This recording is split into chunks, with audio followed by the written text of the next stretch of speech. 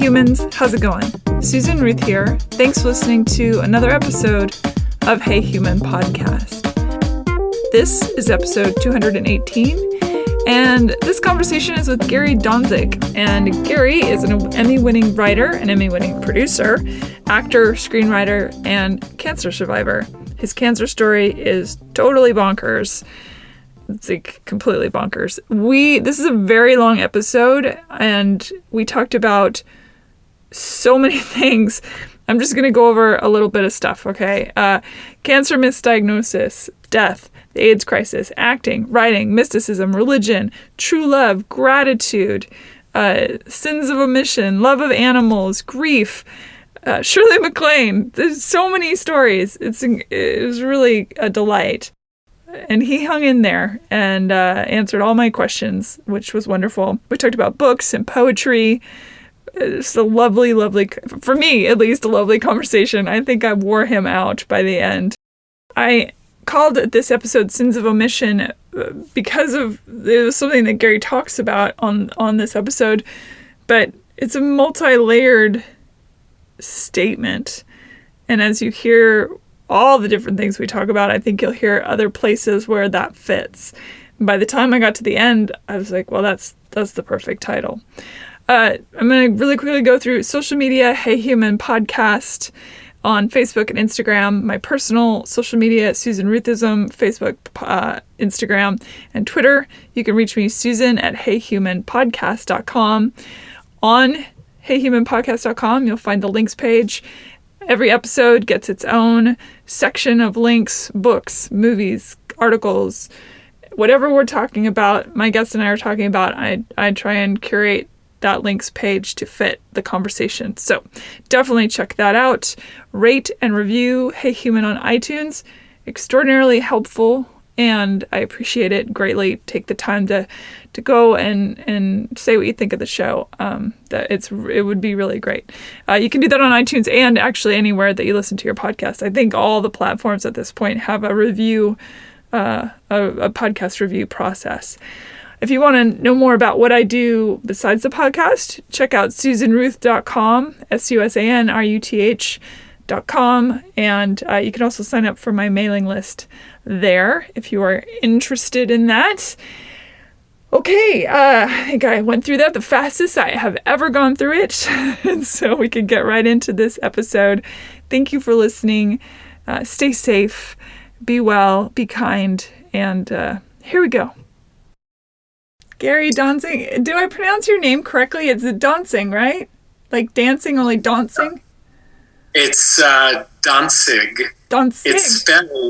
It's spelled with a T, but the T is kind of silent. But, there's no history of the family's name anywhere on the planet. So we have no knowing how my grandfather got it. Is your line the only line that is the Dontzig? I think on the end of the Dontzig line. There are names that are spelled in a similar fashion, but they're not spelled exactly like ours.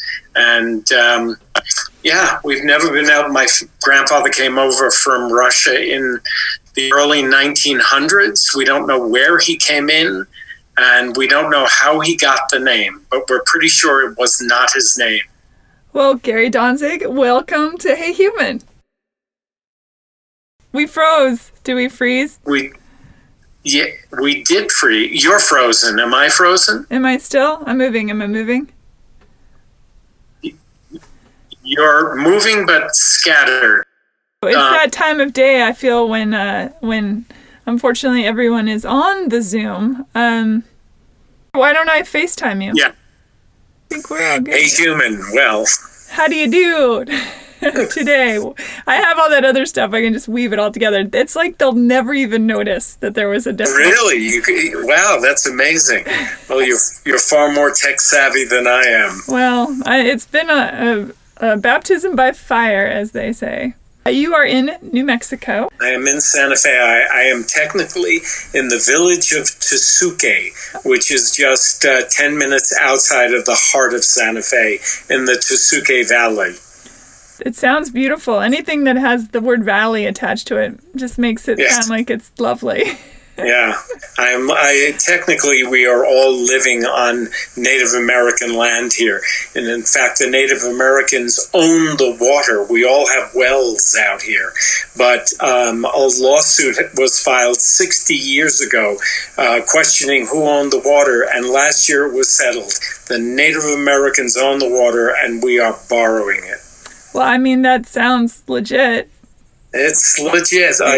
One can't argue with everything we've done to them. Yeah. At least they own the water, even if I'm living on their land. Yeah, they got there first, I think, is the... Yeah. For sure. Where did you grow up? Where did I grow up? I was born in Brooklyn. Lived there till I was 5 or 6, then moved to Merrick, Long Island, the South Shore of Long Island, and then at 13 moved to East Brunswick, New Jersey, and then at 17 went to college in D.C. at American University, then a year of graduate work at NYU, and I left that to become an actor. What did you study in New York? Where? What? No, what? What did you study? Well, at NYU, I was studying theater. Mm-hmm. They had just started the theater program, the professional theater program at NYU the year before. And so I was the second class. But after 1 year, I ran into an actress named Jane Alexander. She was a big star at the time on Broadway. She was doing The Great White Hope. And when I was a senior in college, I had been hired to do something for Voice of America with all the actors from Arena Stage. We were doing Our Wilderness, Eugene O'Neill's Our Wilderness. And I was playing Richard. She was playing Muriel. I ran into her on this bus in New York, and she said, "What are you doing?" And I said, "Well, I'm in graduate school." And she said, "Really? Why?" And I said, "Because I want to learn more about acting." She said, "Gary, you should be in the regional theaters doing all the great young men roles." She said, "Unless you want to be a teacher, don't go to graduate school. You want to be an actor. You should be acting." So on her advice, I quit acting. I quit graduate school. I got an agent instantly, and I almost immediately got an acting job and worked as an actor for the next 20 years until I became a writer. You have done some pretty cool shows. Logan's Run as an actor. Logan's Run. That's so cool. Laverne Shirley, The Waltons, Chico and the Man. Some good stuff. Yes, I mostly did sitcoms. I was known for my comedic abilities. The rare dramatic piece, but very, very few, because in those days, back in the 1970s and 80s, if you did comedy, they saw you for comedy. If you did drama, they saw you for drama. It was very hard to move back and forth between the two of them if you were an unknown actor. And I happened to be decent at the comedy, and that's what I did. Did you do a lot of theater as well along the way? Yeah. When I lived in L.A., when I lived on the East Coast, I worked at the Arena Stage, Hartford Stage, the Cincinnati Playhouse, the Barda Theater. There was a list of them. Then I moved to California, and I wound up doing 8 or 9 shows at the Mark Taper Forum. I did a show at the Amundsen. I did, I think, 9 shows at the Old Globe in San Diego, and then I did South Coast Rep, Seattle Rep. So I was doing great roles in all those theaters, and I was doing television in between. But I was working for the most part, consistently as an actor in the theater. And then I'd get a pilot every once in a while, like Logan's Run. I was on the pilot. But those were not supporting me. It was the theater was actually supporting me. Had you known from a young boy that you wanted to do this? I think I was acting from the time I was about 2. Yes, my parents, this will show you where some of the neuroses come from. At a very early age, I was acting, and in school, I started acting in first or second grade. I think in first grade or second, I can't remember now, I played Mr. Subtraction in the school play. And my parents used to say when I would get emotional, which I did very frequently, I would cry. I cried very easily. Acting teachers loved me. But my parents used to always say when I would get angry or when I would start crying, and if I got angry, I would always start crying. They used to say, is this Act 1, Scene 2? Is this Act Scene 2, 3? Is it Act 2, Scene 3? And it's quite a way to diminish your child's feelings. Yeah, for sure. Are you an only child? Do you have siblings? No, I have an older sister, 4 years older. She's an astonishing woman. She's quite brilliant, and very complicated family, extremely complicated family. But I think a lot of us come from complicated families, don't you? I do think that, yeah. It keeps the world on its toes, I suppose. It keeps the world on its toes. It makes for interesting lives for what you have to survive.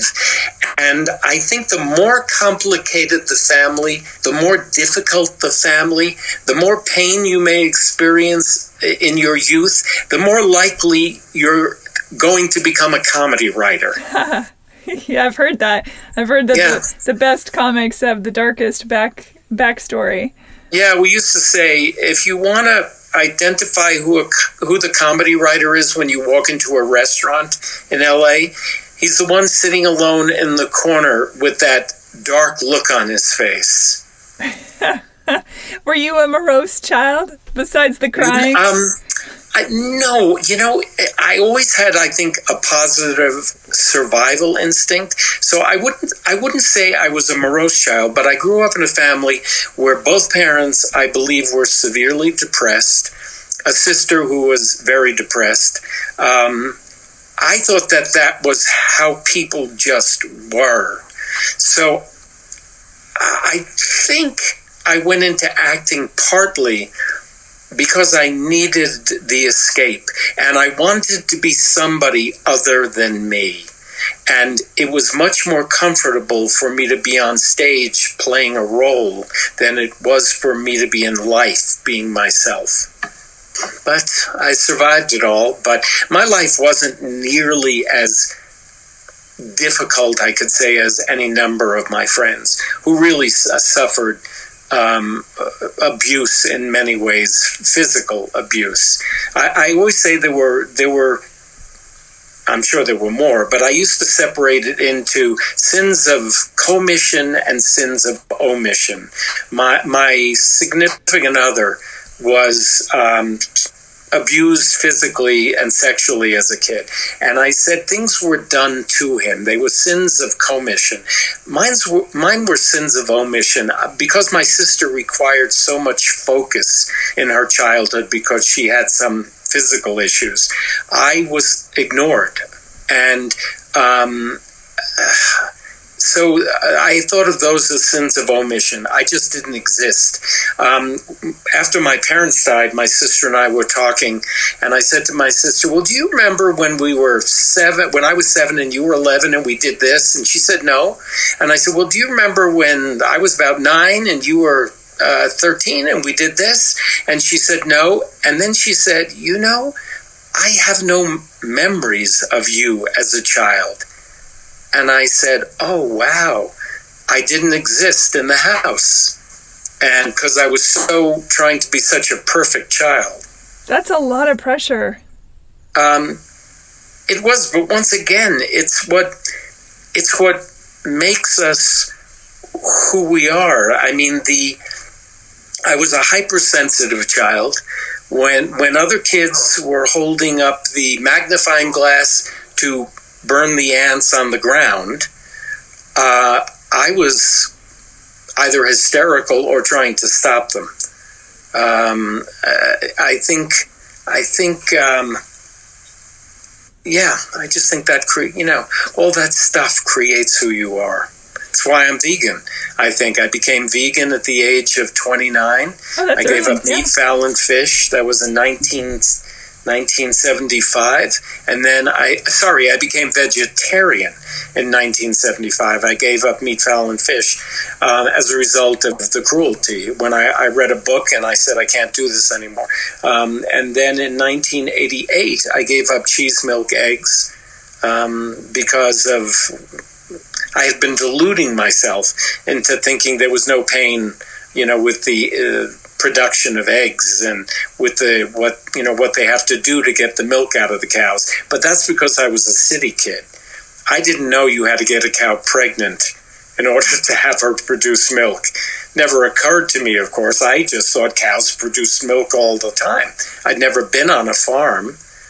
And so when I found out what they did with the calves, well, that was it for me. There went the cheese, the milk. There went the pizza, which was incredibly hard to give up, and the Haagen-Dazs. And that was in the dark ages of veganism. Now we have, thousands of products, that either duplicate meat, duplicate cheese, duplicate eggs, or are delicious in their own right. They've come a long way just in the last 2 years. Yeah. Yes.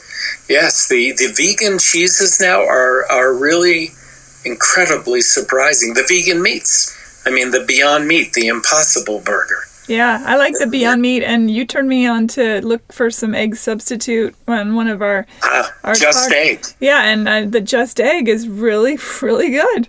Yeah, surprising. Yeah. I became a relatively good vegan cook along the way, and with the Just Egg now, I can make a frittata using caramelized onions and garlic and broccoli rabe and tomatoes, and you pour the Just Egg on top after you've done all that and stick it in the oven. You come out with an incredible frittata. Yeah, you're making me hungry. Let's go back to your beginnings, your humble beginnings. Yes. As an actor, were you jotting down notes along the way thinking, I want to write someday, or did that come as an epiphany later on?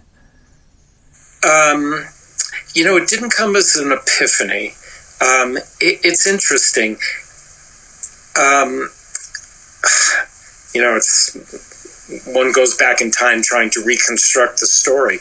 I got interested in various religions. I was brought up Jewish. I didn't really have an affinity for Judaism. When I was, I'd say, 9 years old, the little girl who lived next door to us in Long Island, a girl named Mary Faw, we used to sit on the back steps of her house, and I would tell her what I was learning in Sunday school or Hebrew school about the Jewish God who smote the Egyptians and threw hail at them and smothered them in toads and gave them boils. And she'd tell me about her God who healed, she was Catholic, who healed the sick and made blind people see and cured people of everything, and dead people got up and walked. I should have known that I was gay at that point, because that appealed to me so much more than the boils and the toads. So along the way, I explored, when I got into college, I started exploring other religions and went through a lot of the Christian religions, then started exploring Buddhism, Hinduism. At one point in my life, an actress friend who was involved with Baba Muktananda introduced me to Siddha Yoga, which I did for a number of years, and his meditations. I then was also into the New Thought philosophies, Theosophical Society, H.P. Blavatsky, Annie Besant. I read all those books, 23 books, I think, by Alice Bailey. Explain what that is for people that are listening, because I don't know that they know about that. I don't know that a lot of people know about it. Oh, well, Theosophical Society was an organization started by H.P. P. Blavatsky, who was a Russian who immigrated to England and then was in America as well. She formed this organization in 1875 along with a group of other people. Leadbeater, I don't remember any of their first names anymore. I think a guy named Quimby. Annie Besant was in the organization, Alice Bailey. They brought the Eastern religions to the West, and they found a young man named Krishnamurti when he was, I think in single digits, late 1800s, either 1880s or 1890s. They were preparing him to accept the Christ spirit and become the new avatar for the 20th, 21st century. According to Theosophy, every 2,000 to 2,500 years, you receive a new avatar, and it was Jesus 2,000 years ago. So according to them, we were due for a new avatar. Therefore, they were preparing Krishnamurti. He became incredibly well known. He had a huge following. At a certain point in his life, I think it was in his 30s, he said, I don't want this, threw it all over, and just went off on his own and became a lecturer. And he actually was in Ojai, California at the end of his life. The Krishnamurti Foundation is in Ojai. So I got into the Theosophical Society, which was interesting. I then moved after Theosophical. I was into City Yoga with Baba Muktananda. Then I happened into Science of Mind, the Ernest Holmes philosophy. A good friend of mine is an actor named Victor Garber, and I met him at the Old Globe in San Diego in 1982. And I used to get colds and flus and everything, and he said to me, you don't think correctly. He said, you have to come to Science of Mind with me. And we went to a Science of Mind lecture, and I thought, well, this is interesting. So when I got back to LA, I signed up for the class. It's not Scientology, by the way, whole other thing. It was an offshoot of Christian Science, but you could go to doctors. Doctors are part of God's plan. And I did Science of Mind for a number of years and found it very helpful. I studied what they call treatment work. And then before you go on, the treatment work, when you say Science of the Mind, it makes me think of, the Bill Moyer's Healing in the Mind. And is that sort of the tenet that your brain is capable of doing whatever the body needs, or?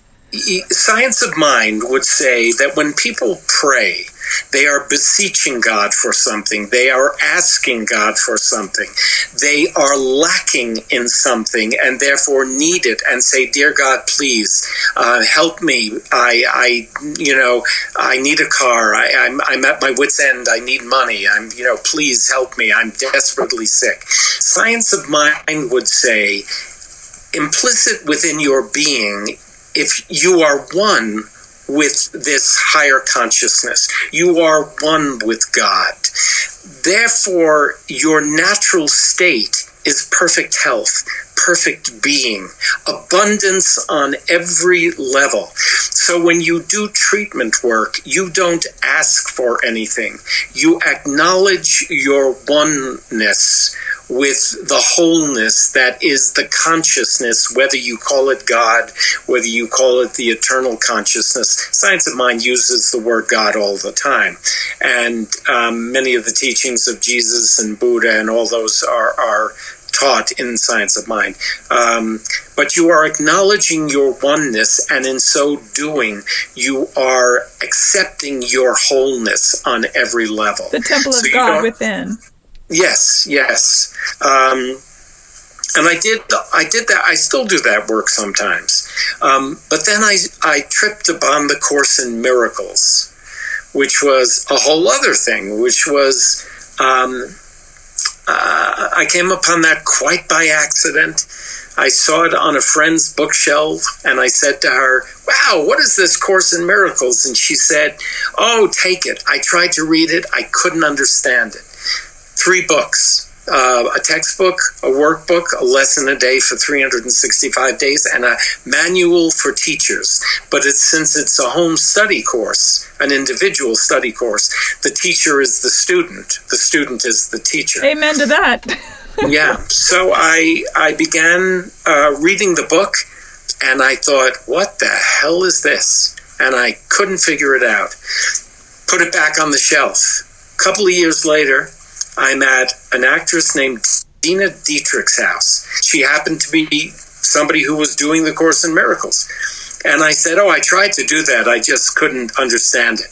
She said, "Oh, here, take this book. It's an explanation of where the Course in Miracles came from." So I took the book, short book, 150 pages, and brought it home and put it on my bookshelf. And one day I had a cold, and I was lying there, and I looked at the bookshelf, and I thought, wow, I should read that book. Picked it up, couldn't put it down. And when I finished the book, I thought, I have to do this Course in Miracles. So I started doing it. I started doing the lessons, one a day. The textbook was very complicated for me, so I said, okay, my goal is 2 pages a day. Just 2 pages. I will finish it within 10 months. 622 pages. It will take me 10 months to read it. And I thought, if I don't understand it, I will read the same lessons or the same 2 pages that night. If I still don't understand it, I'll read them the next day. But invariably, the next day, I always moved on to the next 2 pages. And at the end of it, I had done the workbook. At 1 year, I had done the workbook, and I had read the whole textbook, read the teacher's manual, and then I read the lessons again. I did them for a second year. You didn't have to, but I decided I wanted to do it. Then I stumbled on Marianne Williamson, who was a woman who at the time was lecturing in Los Angeles, and went to her lectures and went for a whole year. And I thought that she was quite astonishing. She ran for president last year. And at the end of the year of listening to her lectures, I dropped her a note and I said, "You don't know me. I've been coming to your lectures for a year. Would you like to have dinner at my house?" And she said yes. She came to the house for dinner. We struck up a friendship. Interesting, complicated woman. Once again, like many of us. And so now I have come to a place in my life where I use some of many of these philosophies / religions, but my entire belief system has altered over the last, 5 or more years. I used to believe in reincarnation. I used to believe in karma. I struggle now. I don't believe in them anymore. I don't know what I believe. I don't call myself an atheist. I know an agnostic is probably just an uncommitted atheist. But I'm still searching. I'm trying to meditate again. I have always found meditation incredibly difficult, very frustrating.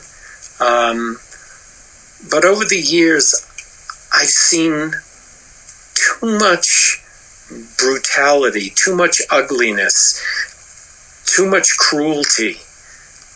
I've seen what I would consider, this is personal, what I would consider people who I think of as not particularly good people succeed in major ways, get away with huge crimes. I read a book called Operation Paperclip. Yeah, oh boy. Yes, it certainly turns one's head around about the end of World War II and how many Nazis we brought into our country to run our programs. Doctors who had committed heinous crimes. Werner von Braun, who should have been tried for war crimes. Instead, we made him the head of our rocket program, our outer space program, in order to be able to fight the Russians. We needed to get him before the Russians got him. We erased his history. We gave him a new history. Instead of being a Nazi, we made him an anti-Nazi. And he lived to a ripe old age, won all sorts of awards, accolades in this country. And this was a man who should have been tried for war crimes. And it's hard for me to accept that, oh, well, in your next life, you will come back in some horrendous situation and you will learn the lesson that you didn't learn in this lifetime. And my answer is no. No, that's not good enough for me. If you don't learn the lesson in this lifetime, the consciousness that was in this body gets away with something.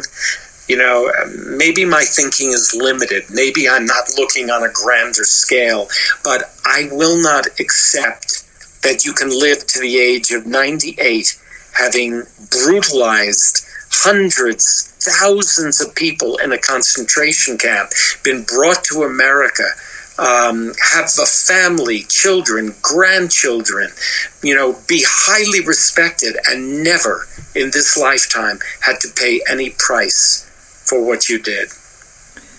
So that leaves me in a place at this advanced age, in my 70s now, of once again seeking, searching. I don't know that there are any answers anymore. I love that story about Gertrude Stein and Alice Toklas. Gertrude Stein is lying on her deathbed, and Alice Toklas says to her, Gertrude, what is the answer? And Gertrude says, Alice, what is the question? You know, I think there is only the question for me now. I don't know that I will get any answers, and that carries with it a certain amount of sadness and a certain amount of having to come to an acceptance of what is. And just, you know, the whole Eastern philosophy and the metaphysical philosophy, and I think the current thinking of people like Andrew Weil and anybody who's involved in New Thought and on any level is the ability to work to live in the present. You know, the future hasn't happened. It will happen, but right now it hasn't. Yeah, technically, it never happes. Yes, I mean, the future is right now, and the future is right now. As we're speaking, it is the future, and it is only because it is the present. And the past is gone. Nothing can be changed, but the past is actually also present because it exists within me all the time. That book that you told me to read that I loved, Freedom from the Known, Krishnamurti. Yeah, Freedom from the Known. He speaks of that having any thoughts about the past is simply your fear. It's your fear of the present that keeps you obsessed with the past. And what a waste of time that is, because it's dead and gone. It will never be again, and all you have is this very second. Oh, and there that one goes. Now you have this very second. Oh, there it goes. That's it. That's all it is. Do you know T.S. Eliot's Four Quartets? Is this one that you memorized? Well, I'm memorizing. I'm memorizing. I wonder. Can I read you? Do we have time for this? We have all the time in the world. There is no. It's 10 lines. I'm memorizing it, but I'm gonna get the book. It's right here. I keep it on me all the time. This is the first quartet. It's called Burnt Norton. It was a house that he and this woman used to go to when they were children, and he returned to it. He wrote this one in the early 1940s. He wrote each of the quartets over, I think it was from 1940 to 1943 or 44, and then put them all together in one piece called the Four Quartets. But they're four individual poems. So this to me is incredible. Time present and time past are both perhaps present in time future, and time future contained in time past. If all time is eternally present, all time is unredeemable. What might have been is an abstraction, remaining a perpetual possibility only in a world of speculation. What might have been and what has been point to one end, which is always present. Footfalls echo in the memory, down the passage which we did not take, towards the door we never opened into the rose garden. My words echo thus in your mind, but to what purpose? Disturbing the dust on a bowl of rose leaves, I do not know. That's just the opening little passage. It goes on to say incredible things. I've carried this book with me since 1971 when somebody gave it to me as a gift, and I read it all the time. There it is. I mean, he's talking about time. It's all the present. That's all there is. And why am I here? To what purpose? I disturb the dust on a bowl of rose leaves. It's like Frost, nothing gold can stay, right? I love Frost. I've memorized Birches and Mending Wall. Of course, who doesn't memorize, if you love poetry, who doesn't memorize The Road Not Taken? I really like Blake as well, too. I like Blake was so deeply entrenched in his trying to understand theology and the nature of man, and I love that stuff. And I memorized a lot of Edna St. Vincent Millay. Oh, yeah, you don't hear much of Edna. I have a book. You know, when she became, I read this once, that she was a poet who became very, very popular. And when she became popular, she diminished in the eyes of the intelligentsia because she was too accessible to the masses. And therefore, she was no longer one of the great poets. But I think she's now considered one of the great poets. I may be wrong. I love her. And to me, that's what matters. So I memorize a lot of her sonnets because those sonnets touch upon everything. And there's not a case where when a friend is going through something, they all know that I'm big into poetry. And so I'm always reciting poems to people. And when a friend is going through something, I'll say, oh, you have to hear this. Edna St. Vincent Millay is talking about exactly what you're going through. And I'll recite the poetry, and then the two of us will cry because it just works. She's great for crying. What poem would you like read at your memorial? Do you have one that you feel is the one true poem for you? Oh, I can't say that there's one true poem. I love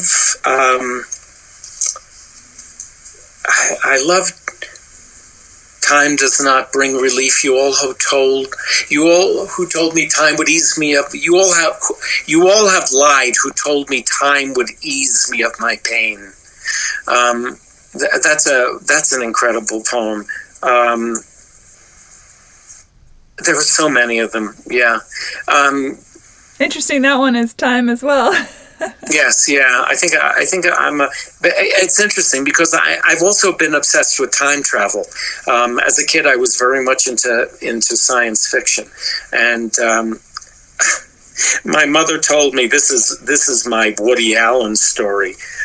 When I was a kid, I didn't remember this until my mother told me. To be honest with you, she said, "Oh, we used to come into your bedroom when you were probably around 8 or 10 years old, because we were living on Long Island at the time. And she said, we come into your bedroom and you had gone to bed. We had put you to bed, hours earlier, and we'd be going to bed and we'd just check on you and you'd be sitting up and we'd say, what's going on? And you'd say, well, I don't understand. I got my mind out beyond the Earth and beyond Mars and all the way beyond Pluto, and how can there be no end to the universe? How can there not be an end? And she said, I used to say to you, you're not going to solve that tonight. Go to sleep. Wow. Yes, I was obsessed with. That's why this whole concept of other universes, existing parallel universes. So I'm all about that personally. Yeah. It would explain why we're all so tired. But where does it end? It doesn't. And where does it begin? It doesn't. Okay. Then here we go. This is in the end of the 4 quartets. This is what it says. What we call the beginning is often the end. And to make an end is to make a beginning. The end is where we start from. And then he says in the next section, we shall not cease from exploration. And the end of all our exploring will be to arrive where we started and know the place for the first time.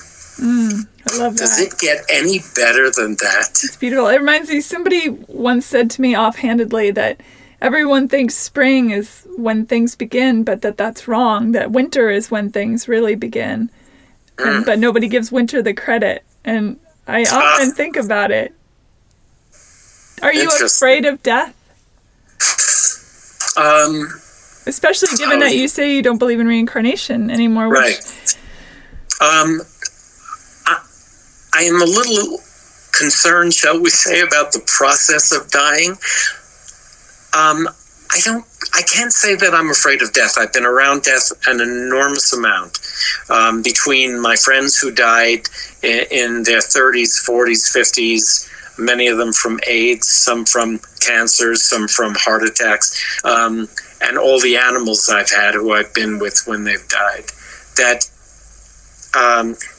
the experience that I think I have had from the first death I ever was at, which was in 1985, a very close friend passed, and his was a very difficult death. He went through the struggle breathing, and it was really hard. For the first death, it was incredibly hard to be in that room. But every death from that point on, including that one, you're frozen. Are you still there? I'm here. Okay, your image just froze on the screen. I'm enwrapped, sure. Every death, when the moment the last breath is taken, whether it's an animal who I'm holding in my arms, or whether it's a person who I am either holding their hand or maybe not, there's that sense that whatever life was leaves the body. Now, I can't say that it's a soul. I can't say that I have never seen anything leave the body. I have friends who have said, oh, I saw the soul depart the body. I've never been fortunate enough to have that experience. But the thing that is lying on the bed after the last breath is taken, the lifeless thing is like a slab of meat. And whatever exited the body, whether it is just the molecular energy that existed within the body, but the animating force, that animating force is gone. I don't know what that animating force is, but I've always, every single time I've had that experience that something was gone. So I'm not afraid of death. I've been saying recently, my last dog died last year. This dog that I worship. I love this dog. He was so incredibly important to me, and probably the healthiest relationship I've ever had. I've said that I, for the first time in many, many years, want there to be an afterlife because I want to see my animals again. I'm not sure that I want to see a lot of people, but I definitely want to see my animals again. If somebody were to say to me, what is the one thing you think you would miss after you die? And I would have to say it's the love of a dog. It's perfect love. Yes, it's different than anything. I mean, I had a 34-year relationship that was a wonderful relationship. Complicated, difficult, loving, supportive. He was generous. He was incredibly angry. He was wonderful and kind and thoughtful and difficult and obstreperous, and yes, and I wouldn't have traded it for anything. It was, the great love of my life in human form, and I have had several great loves of my life in animal form. So no, I can't. Are you afraid of death? I'm not. Oh, you've died. You've had the experience. I have twice. Yeah.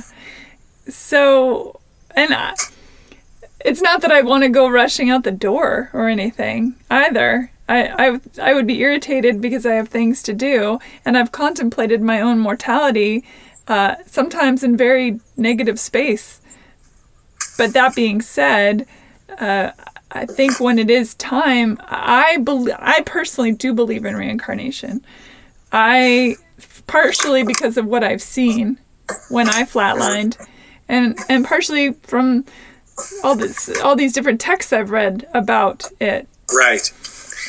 I know. I read those books as well, and there is now I believe, from what I've read, a scientific explanation that there is brain activity for more than a few minutes after you die that could account, depending upon how long one is dead for. There were experiments too in the 1600s when they took prisoners for execution. They would make deals with the people being executed. When we behead you, if you understand what's happening right now, blink when your head is removed from your body, and they got a lot of blinks. Really? Mm-hmm. I hadn't heard that. I'll send you some of the literature. It's macabre, but quite interesting. Wow, that's interesting. Yeah. Well, we can't do those experiments nowadays, can we? So we'll never know. No. They say that there's a DMT-like substance that is released when we die. But I'll tell you, my experience was so concrete and matter of fact and slightly banal that if there was some epic release of chemical happening in those moments, I'm a little disappointed in my ability to paint a cooler picture. It was so basic. And I was aware of everything going on around me to the point where I could tell them after the fact what people said and did. Yes, that has been in all those books. Was it Life After Life or Many Mansions? Dr. Newton, Michael Newton wrote A Journey of Souls, Life Between Lives. And then there's Many Masters, what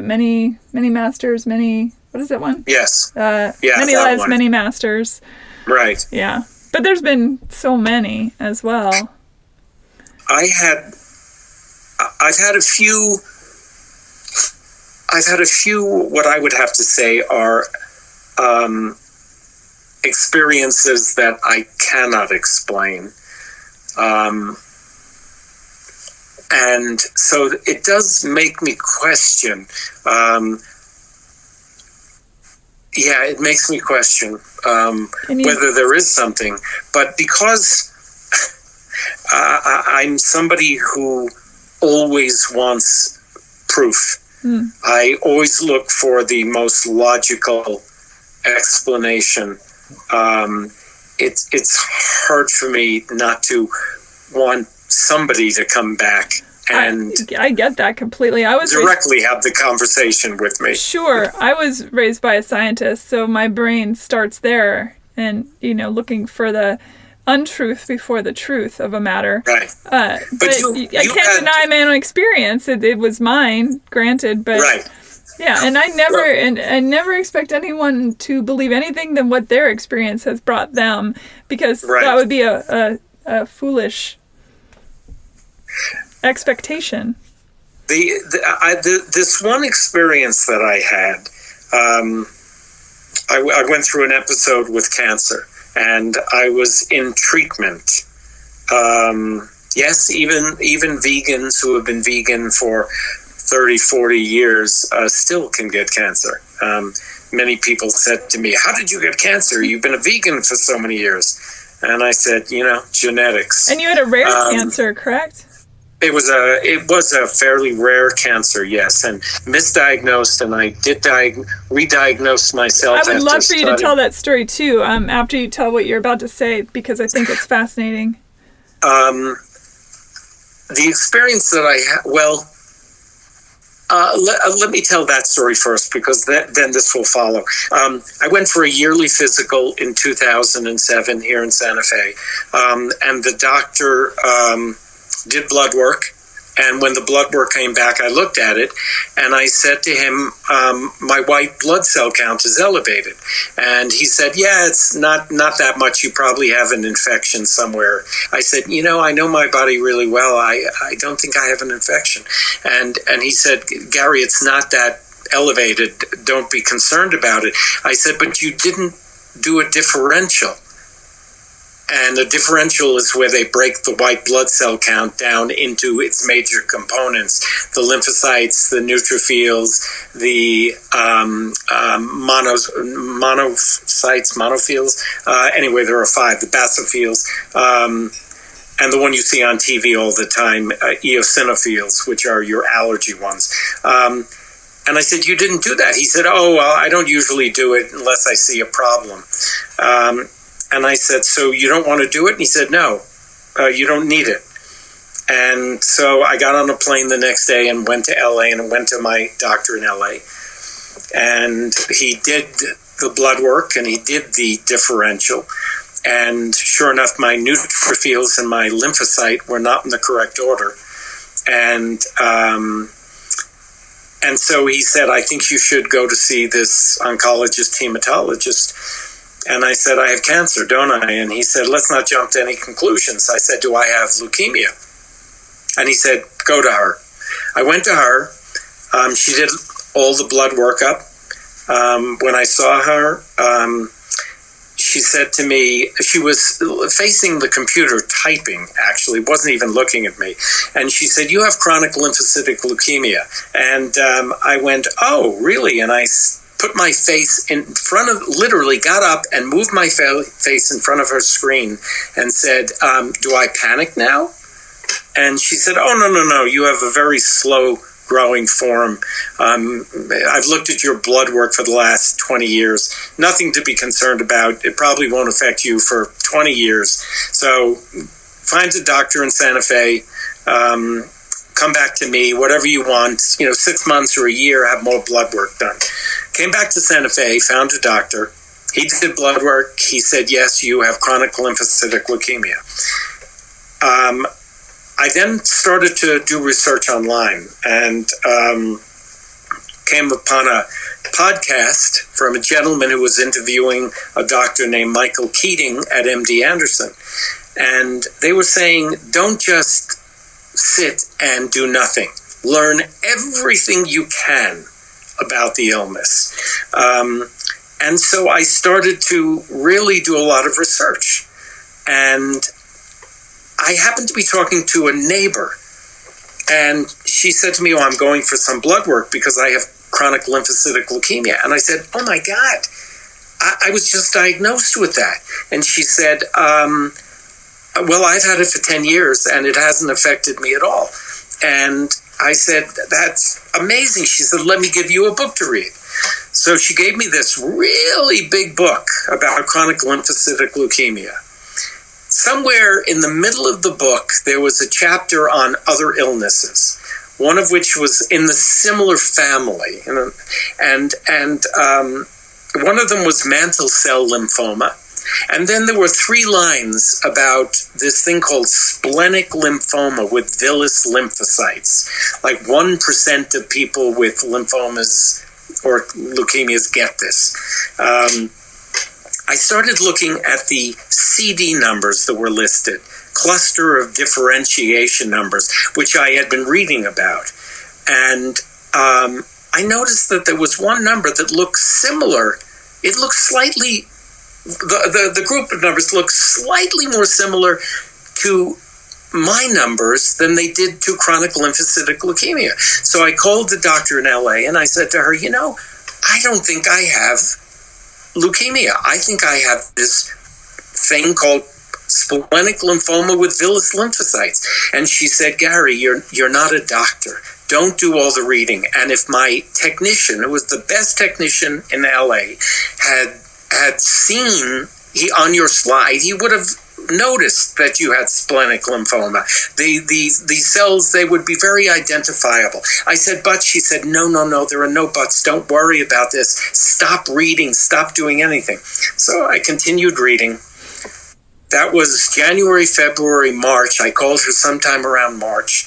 April, I tripped over my cat, fell, twisted my back, got up, was feeling, and I thought, oh my God, I pulled a muscle right under my rib cage.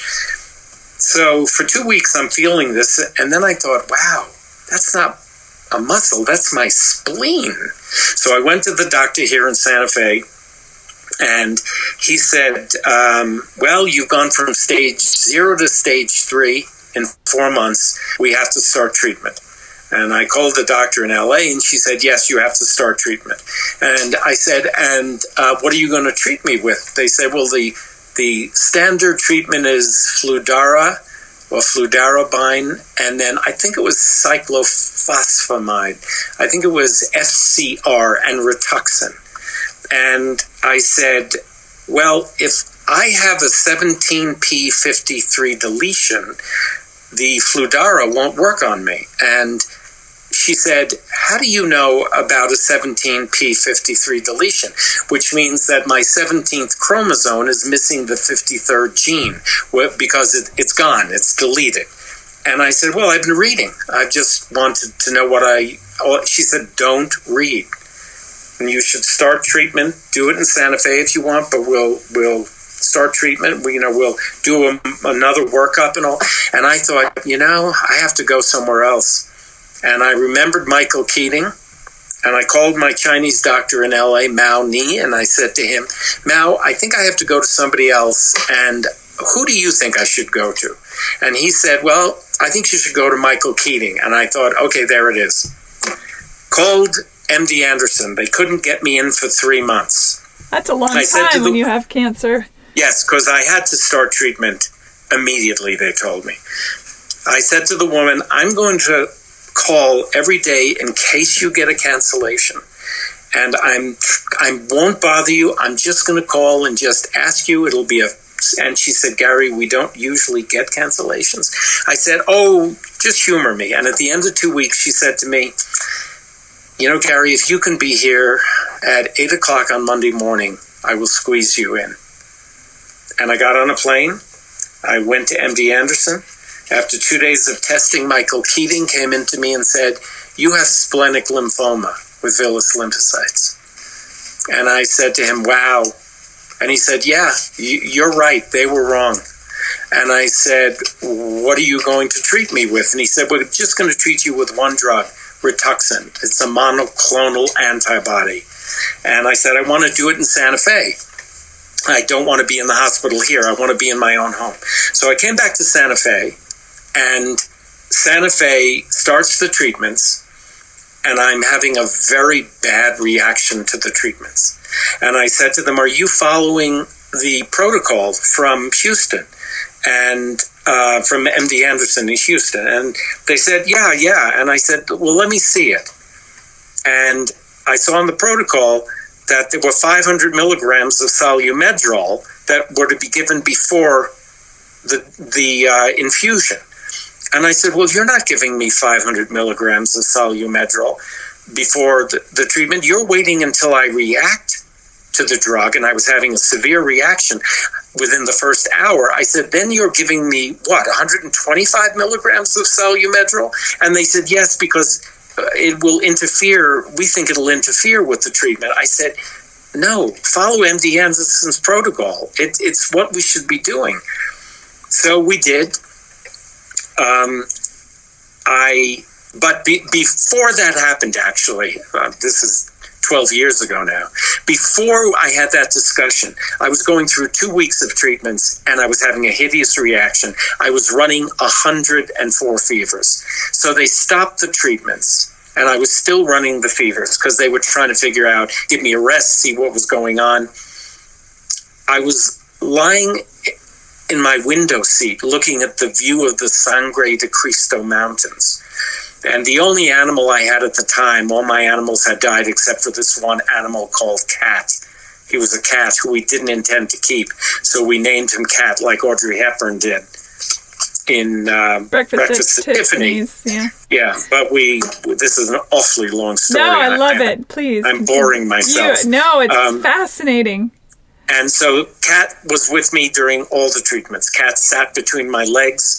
If I got up to go to the bathroom, he followed me. This cat was like, my avatar. So I'm having these high fevers, and this is the experience that I was going to tell you about. So I'm telling it now in the midst of this story. I said... I was in that half sleep state. I didn't have an out of body experience. I was aware that I was sleeping, and I knew that I wasn't fully asleep, and I knew I was partially awake. And I didn't hear any voice outside my body, but I heard the voice inside my head very clearly say, oh, I understand. The body can be sick, but I can't be sick. And then I woke up. I totally woke up.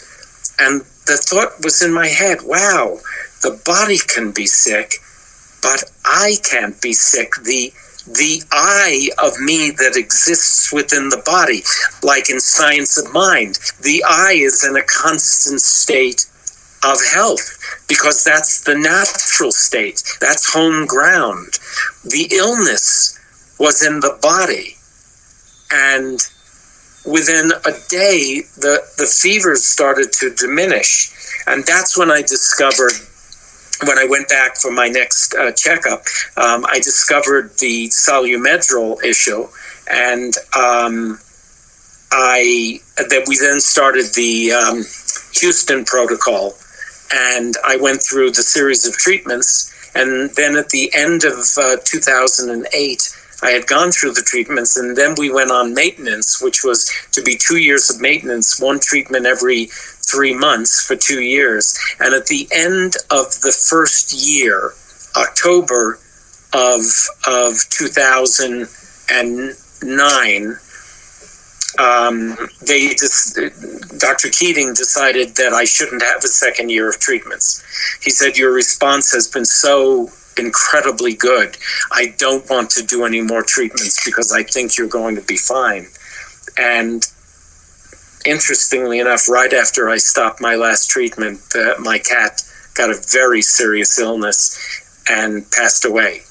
Oh, wow. And he was fairly young.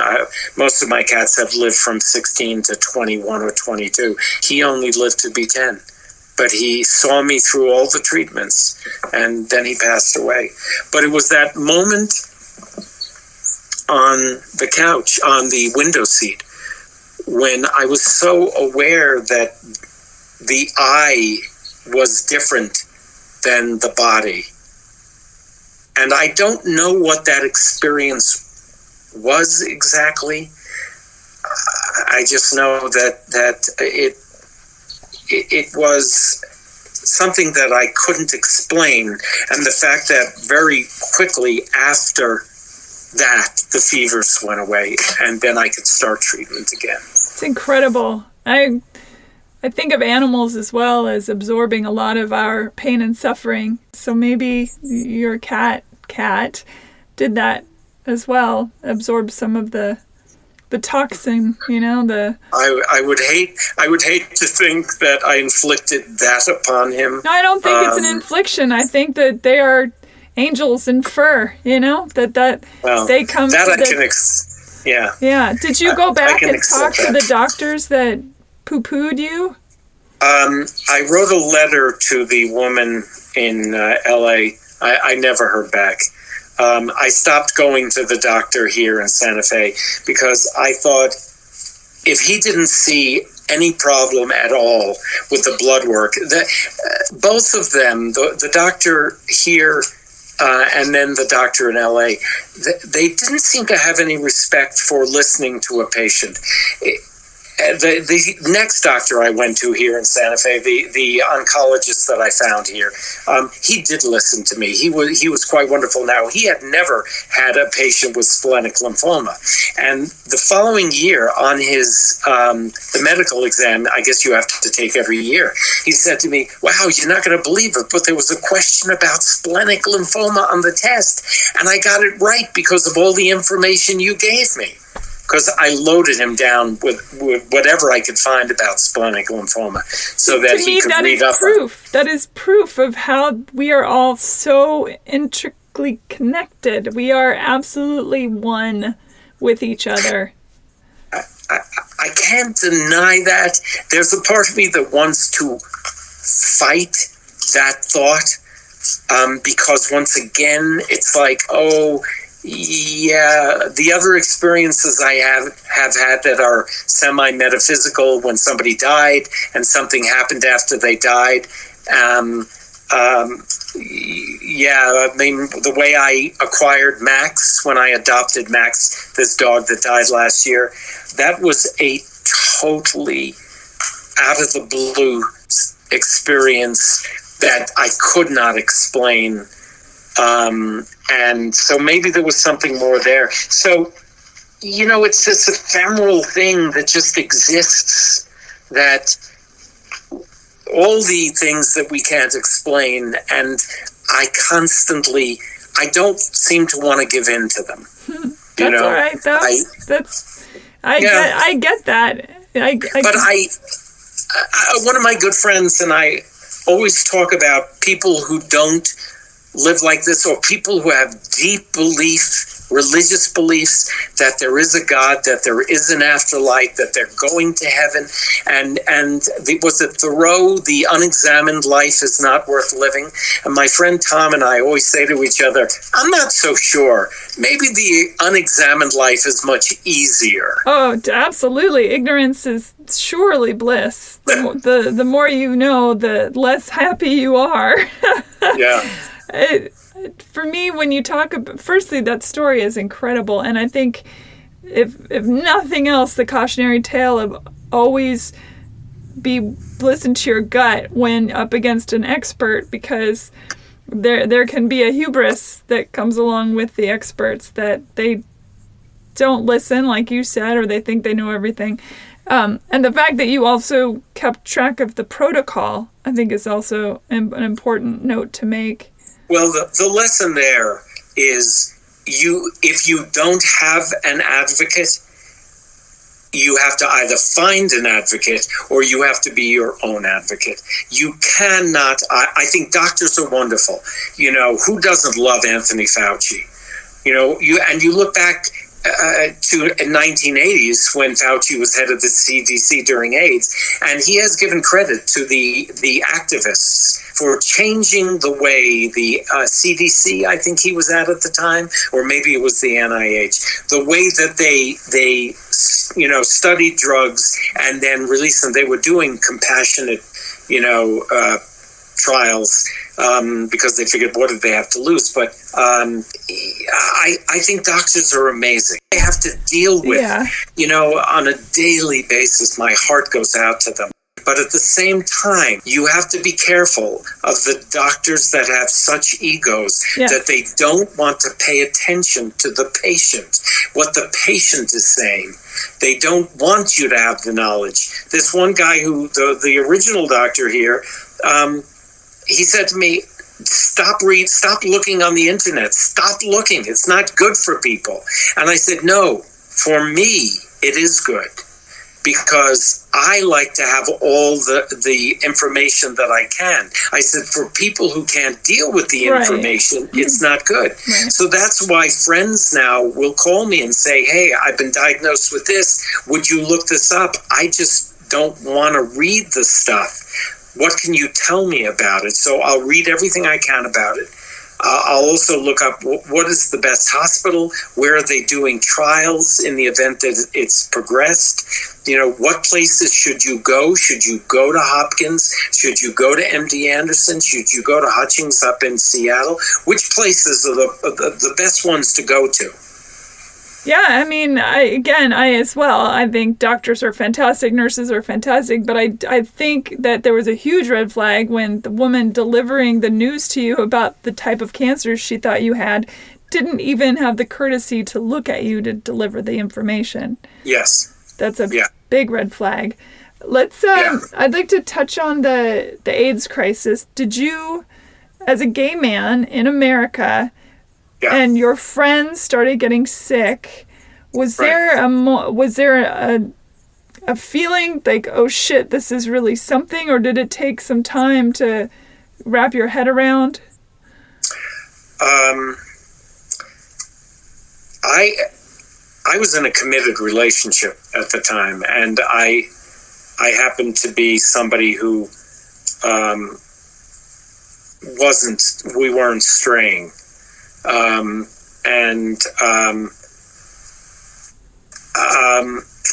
It was, in the beginning, nobody knew. I mean, I ran into a guy that I knew at the gym in 1982 in May, and he was going to the City of Hope for treatments for a disease that they didn't know what he had.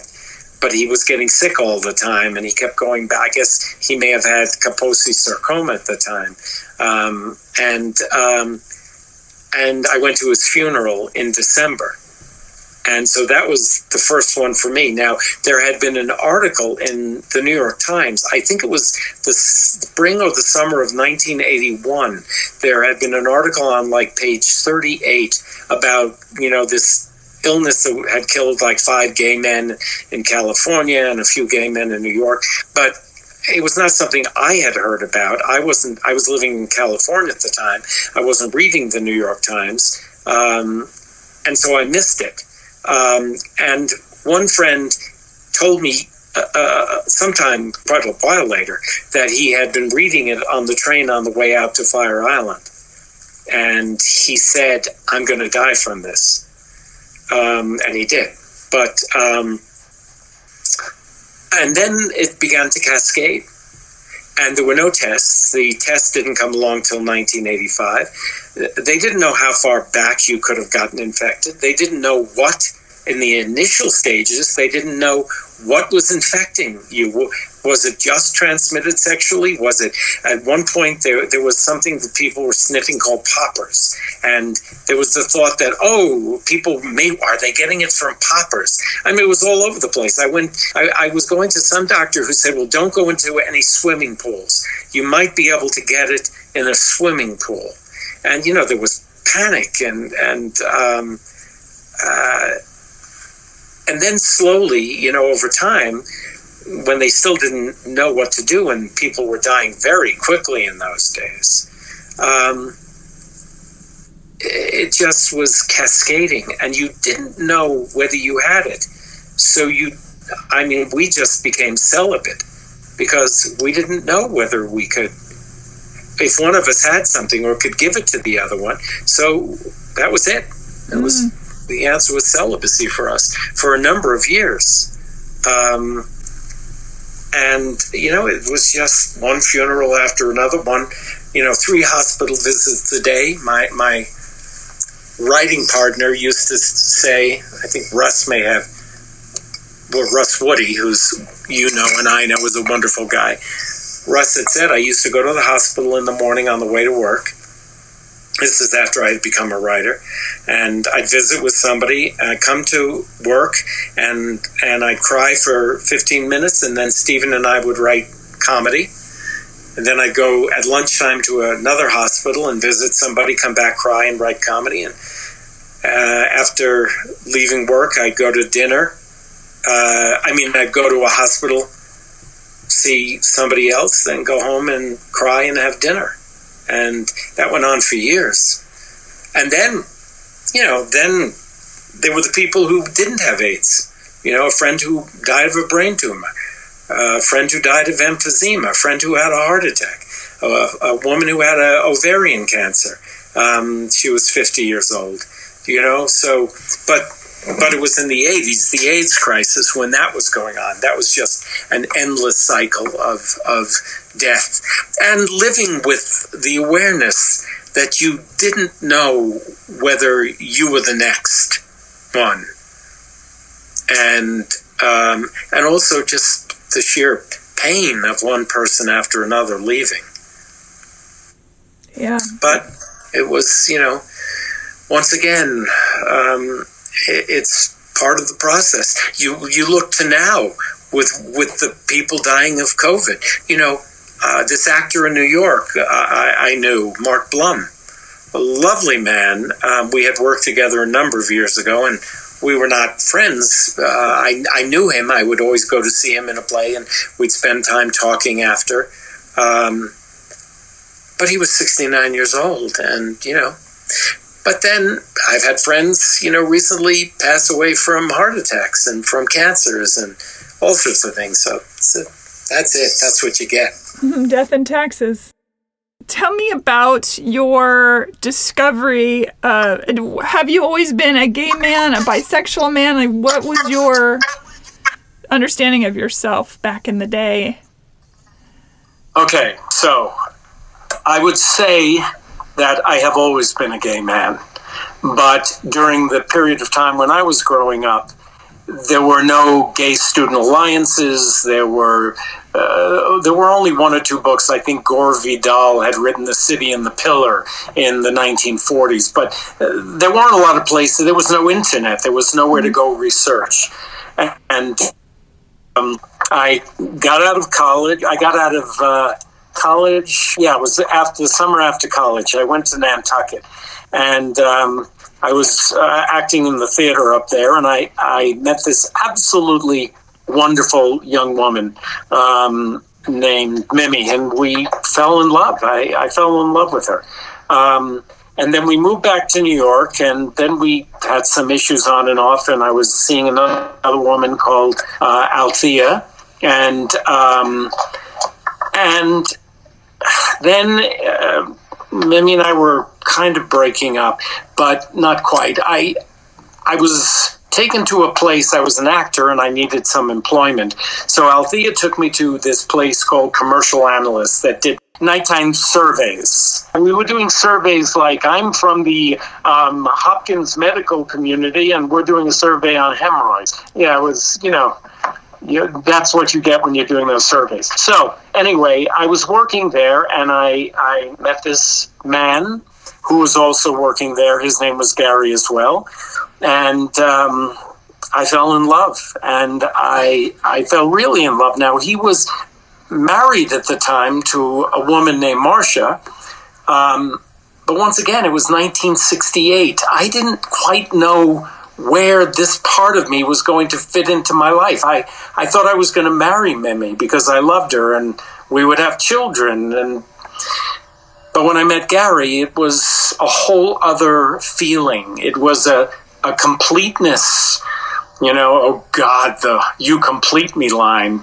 But there was something different about it. I had had a couple of experiences in college, but nothing that really had amounted to anything. But I fell in love. And we were together for 34 years.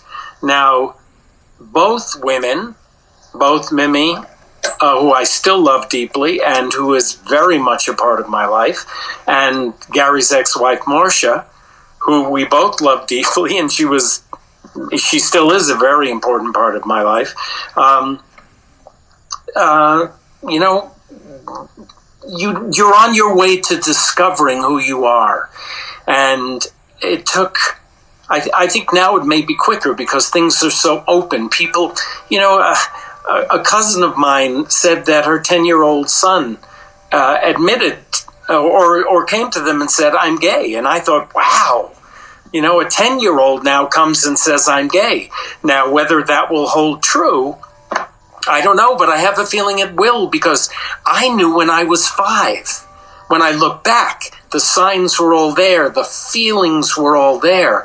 I just didn't know at that time in the 60s how to put it all together. So that's how it came together for me. And Gary and I were together for 34 years and until, sadly, he had an aneurysm and was gone before he hit the floor of the shower. Would you say that you can't speak for him, obviously, but after such a long time together, maybe you can, is that he was married to a woman. Did he always think he was gay as well, or? I think he was in the same situation as I. He had had far more experience than I had had. He was 8 years older than me. When we met, I was 22. He was 30. So he was an adult. I was pretty much a child at 22. And so it was interesting when years later, as relationships evolve, they shift, things change, and you get things in perspective. And when I met him, I very much needed somebody to take care of me, to protect me. I realized years later I had never been protected as a child. I had parents who loved me in the way that they could love me, but they were deeply damaged people with lots of problems, depression issues, anger issues.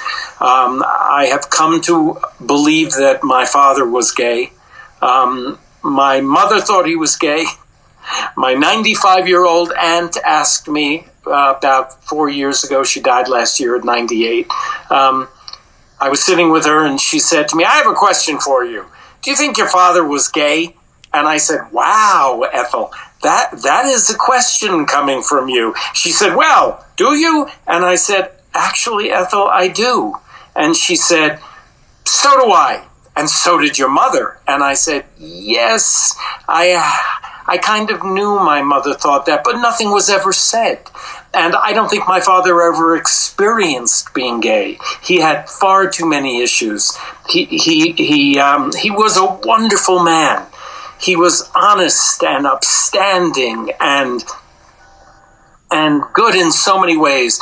But my parents didn't really know how to parent well, and they were dealing with so many issues of their own that they really couldn't figure it all out. So when I met Gary, suddenly there was this adult male, and he was a cowboy, a real cowboy. I mean, he had grown up on a ranch with horses and cowboy boots and the whole thing. And, I was a New York Jewish kid. I didn't own a pair of Levi's until I met him. He was stunned. He said, you don't own any Levi's? And I said, "No, I don't wear Levi's. I was Brooks Brothers, through and through. Everything I had was Brooks Brothers." So, yes, it was the perfect meeting at the perfect time. And, of course, the relationship, like all relationships, did not come without its complexities, because he came from a really damaged background. My damage was different than his. The damages melded greatly, partly because I was a codependent, and a codependent always finds a person who's looking for a codependent. But over the years, I came to understand my codependency, and we established a pretty good, healthy relationship in many ways. I think there are almost always ways that relationships struggle. But, if he hadn't passed away 18 years ago now, this would have been our 52nd anniversary. He would have been 82. And we would still be together, I believe. I venture to say without a doubt we would still be together. But that was, the early stuff was on the road to finding one's real self. And you have to go through whatever process you go through. I know a man who came out when he was 50. He was married 2 times. He had 3 children, and he didn't want to deal with it, and he covered it up. And a lot of it was because of his family and relationships with his father. And at 50, he finally took the jump and realized, I can no longer do this, and came out. I was fortunate that I did it early and had a great life. And your parents were accepting? No. Oh. No, my parents had a very, very difficult time with it. Once again, they were good people, but they wanted it to be other. And my father, it was 1985, and Gary and I went to be a close friend in Tennessee who was dying of AIDS. It was the first time I was ever with somebody who actually died. I was in the room at the time. And after he died, I got on a plane, went to see my parents in Florida, got off the plane, and my father said, I have cancer. And I said, we have to talk. And we went back to the house. Gary had gone back to California. And I said to my parents, there's something we have never said out loud, and it has to be said. You know I'm gay. I know that you know I'm gay, and you know that I know that you know that I'm gay. And I said, and we've never said the word. And you have to know that the word is okay, and that I have a very good life. I had been with Gary for, I think by that time, it was probably 18 years or something. I said, you just have to know that I'm happy. I'm fine. And there was dead silence. And I said, so how do you feel? More silence. And then finally, my father says, we wish it could be different. And I said, well, it's not. And you just have to know that I'm happy. And we never talked about it much. There were a couple of other incidents, I won't bore you with them, that came up towards the end of his life. That was it. But you get to a place where you heal yourself. You're whole. I would have loved it if they could have accepted me for all of me. But they just weren't capable of that. And if your father was dealing with his own issues of non-self-acceptance, you being a mirror to him was likely very uncomfortable. Yes, and I'm not even sure that my father even knew what he was feeling. I'm not sure that it wasn't buried so deep that he couldn't even get in touch with it. But I have a feeling there were feelings that he had that made him uncomfortable, and he may have questioned or something. But yes, we were a family that was very good at burying things very deep. You came to writing late in many people's opinions. I find being in the entertainment industry, the arts, that there are always those that tell you why you can't do something. And ageism, of course, ageism runs rampant through the industries that are the creative industries. Why did you decide that it didn't pertain to you? I was an actor from 21 to 40. Got my first writing job when I turned 40. I kind of went into it blindly. And I was doing the Science of Mind work at the time. And I also had taken a course from a man. It was a weekend course about maximizing the use of your brain. achieving your goals by making a goal tape for yourself, where you put a number of goals on it, where you trick the brain into receiving the goals through the positive center in the brain as opposed to the pain center in the brain. And then you overwhelm the brain with at least 30 goals. And everything had to be stated in the present, just like Science of Mind, which always says right here and right now. So I was doing all that work. I was acting. I mean, I was earning my living as an actor, but I was approaching 40. And there was a part of me that I think was starting to panic, because I was living with my partner who was had been an actor, but then went back to his first love, art. Well, let's face it, an actor and an artist living together. And there was the part of me that was saying, what the hell are you going to do when you're older if you haven't earned enough money to really live comfortably? And, it was either you get a series or you become a movie star, but everybody else is kind of struggling in a way. So you can't live on guest star work in LA. And I was doing all this metaphysical work, and it was 1986. It was 1984. And I ran into a guy at the Sports Connection that I had worked with in 1982 at the Old Globe in San Diego. We weren't friends. We didn't particularly like each other's work as actors. But we knew each other, and we got to talking, and he had just come from an audition for Hill Street Blues, and he had in the past 6 pilots. 3 of them had gone to series.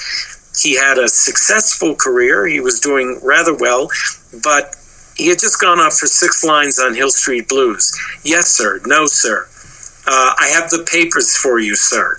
And apparently he read the one line, sir, I have the papers for you. And he was corrected and was told to say, no, you read the line wrong. The sir comes at the end of the line. So he was kind of in a spin at the gym. I don't know why I'm still doing this. My friends who are writers, they all tell me I should be a writer. And I said to him, I've been thinking about writing too.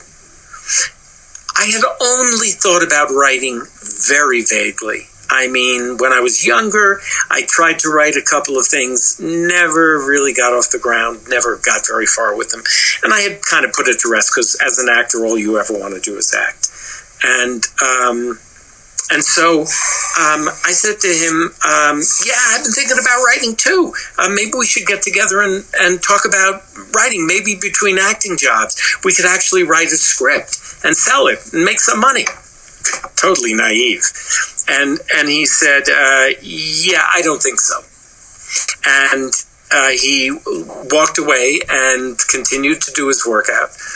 I left, went home, thought about it, looked in my file where I kept all the contact sheets from all the actors I'd ever worked with, every theater. I had all the way back into the 1970s.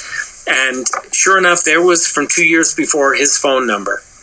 So I called him and I said, why don't we get together?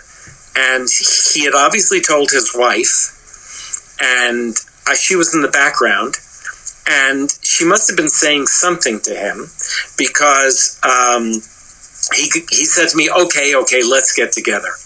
So we planned to get together the next day, and he got off the phone, and he always tells people, I said to my wife, I'm going to go piss away an afternoon talking about writing with Gary Dontzig. And she said, well, I know you worked out at the gym today and you can't go tomorrow because you have to rest your muscles. So what have you got to lose? And so we got together the next day. We started talking. Sounded interesting. We decided to do a home study.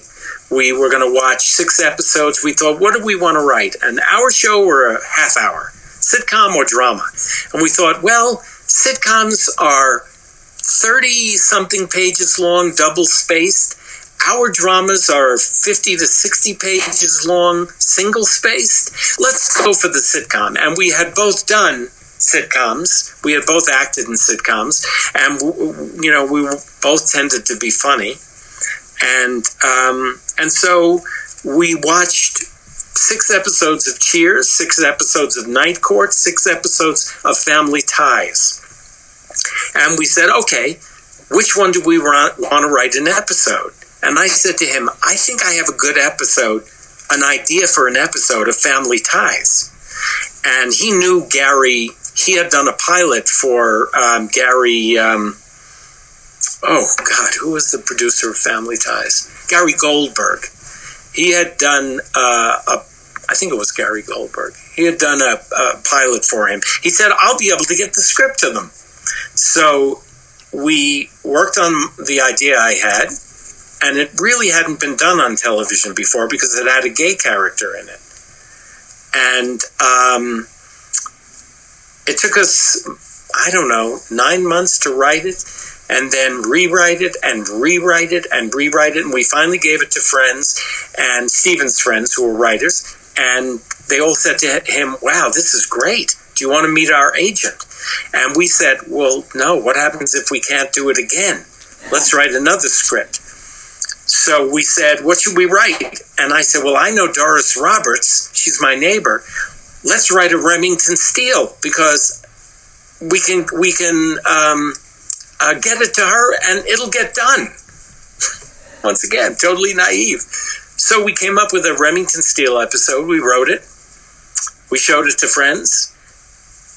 We said, okay, we'll meet agents. We met 3 agents. All 3 of them wanted us.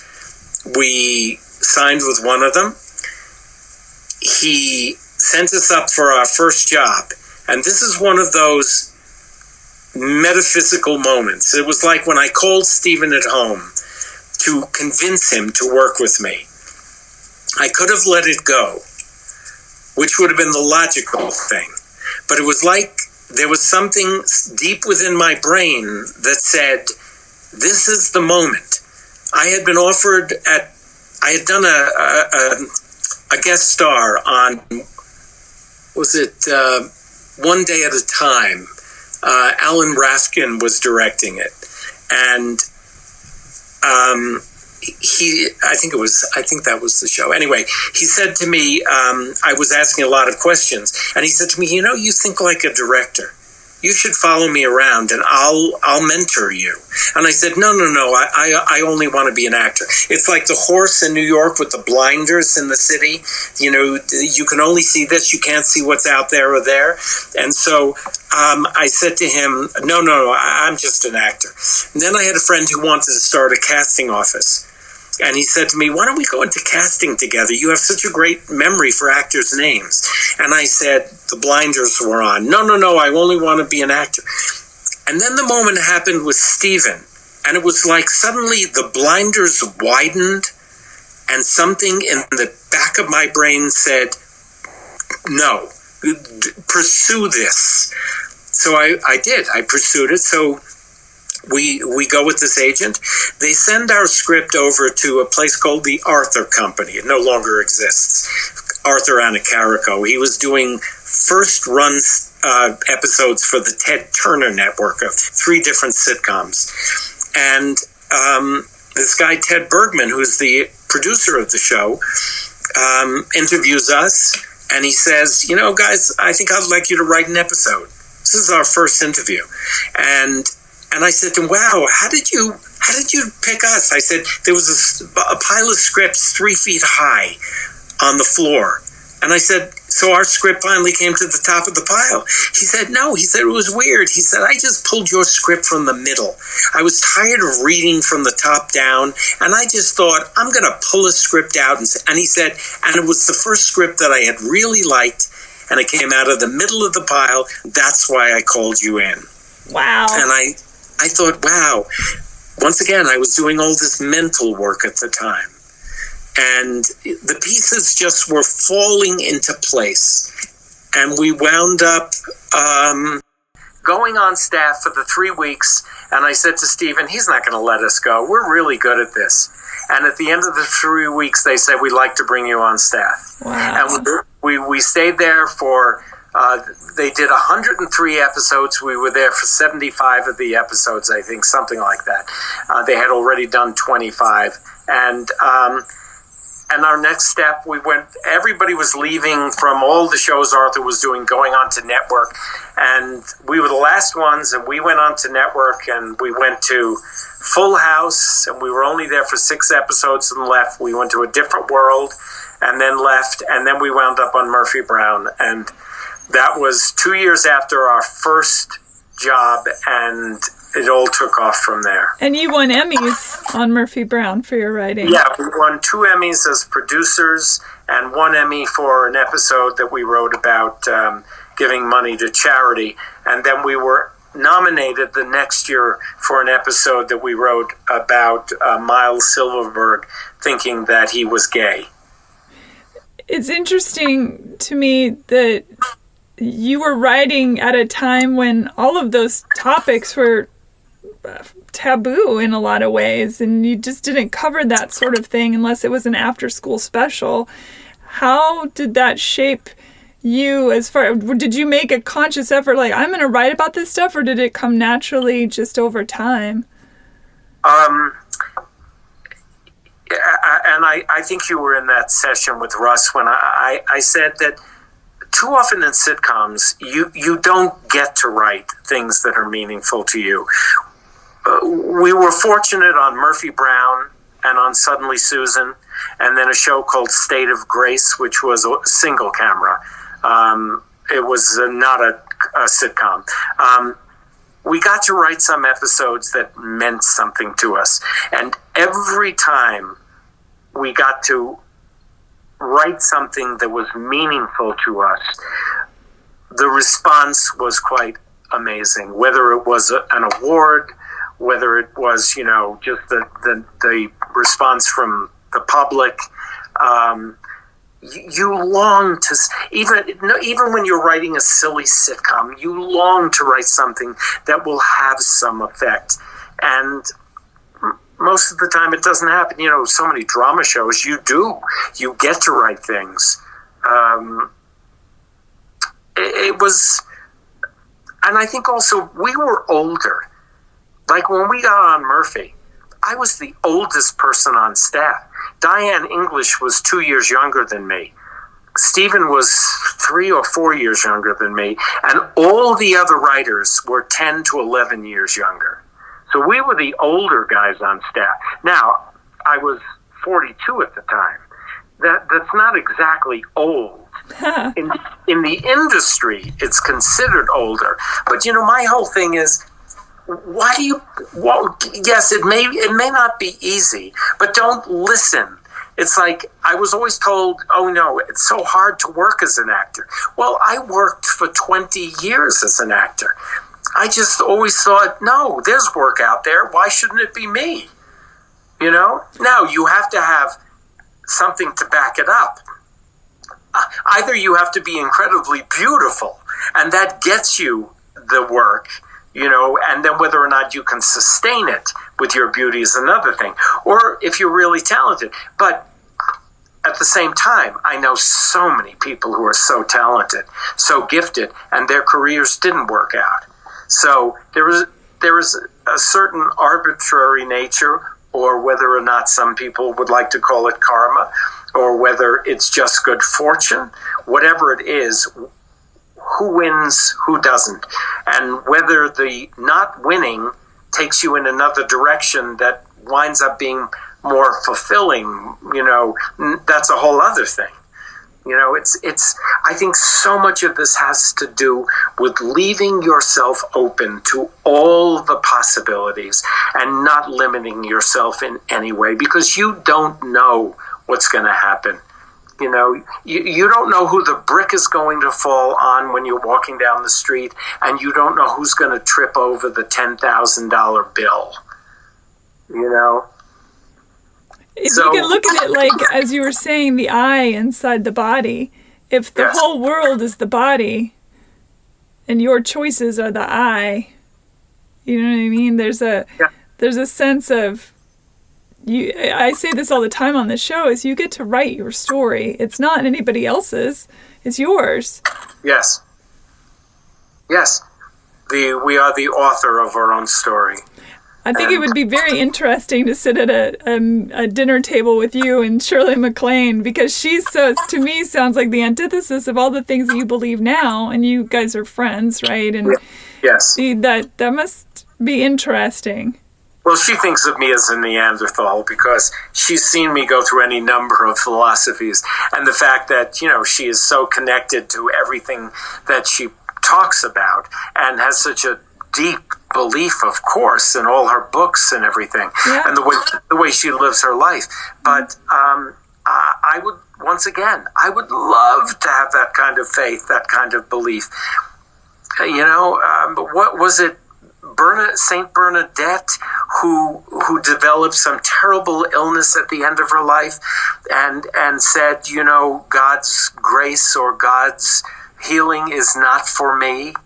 Something like that. And I often think, there she was, a woman who lived her life in a saintly fashion. Or wasn't it Mother Teresa who's at times questioned, whether or not she was worthy or whether or not they're... Yes, and she had depression issues as well. Yeah. Yeah. I mean, I think that's probably helped her to help others, because when we get out of our own heads, out of our own way, and focus on loving another, right, you can't help but feel better. The one thing that I do know is that we are made up of atoms, molecules.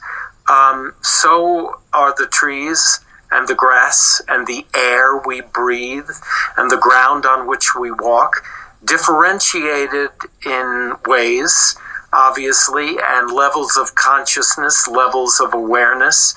But still, when the end comes for us, I have a thought that the molecules that depart the body with that last breath, whatever the life force is, may not carry with them the individual memory of the life that it lived, but carry with them an unconscious experiential level of consciousness, and that the molecules from Mozart and Beethoven and Bruce Springsteen and all the greats, let's say in music, that those molecules, those atoms, let's say, or the nanoparticles, they are drawn together, and then they will descend into another life form, like a child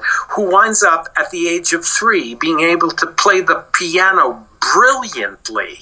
And it's not that is specifically Beethoven reincarnated or brings Springsteen, but it is these individual atomic particles that have been glommed together and then enter this vehicle, and therefore that life force then takes off and is capable of creating without having any specific memory of a previous lifetime. That's just one of my many insane theories. I'd like to think that in our last breath that we break apart and join all of the all, and then we, like you say, recollect, maybe in bits and pieces like that. It would make more sense in my belief system of that you and I are the same. We've just manifested in a different shape for a time. Something has to happen to the particles. The hardest part of it is to look at people who have chosen to be evil or not kind or whatever, and say, well, if Gary and Susan are connected, I have to acknowledge that evil person over here and I are connected. There is no separation. And yes, that's a hard thing to wrap one's ego and self around. Well, I think we probably all have levels of darkness in us that we are capable of in the right situation. The tests that were done in the 1950s or 60s. Yeah, the prison experiments and all that.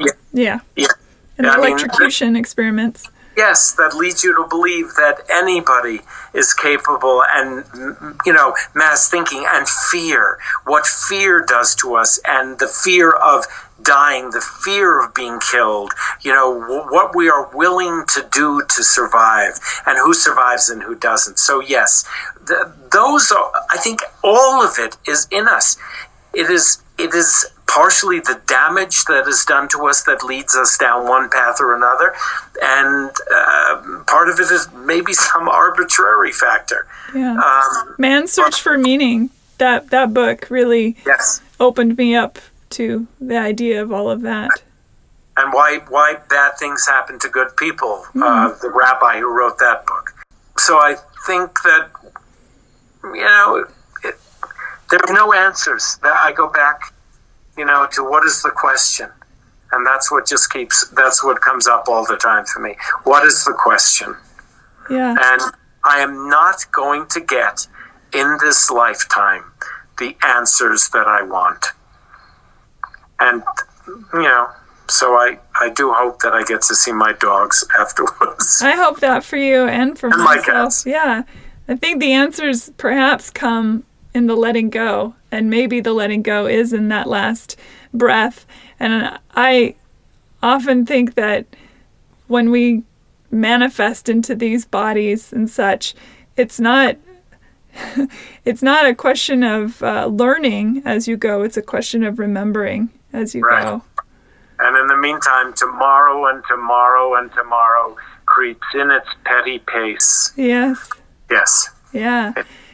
You told me a wonderful story. I really enjoyed it. So I would love for you to share that with my listeners. Okay, I will.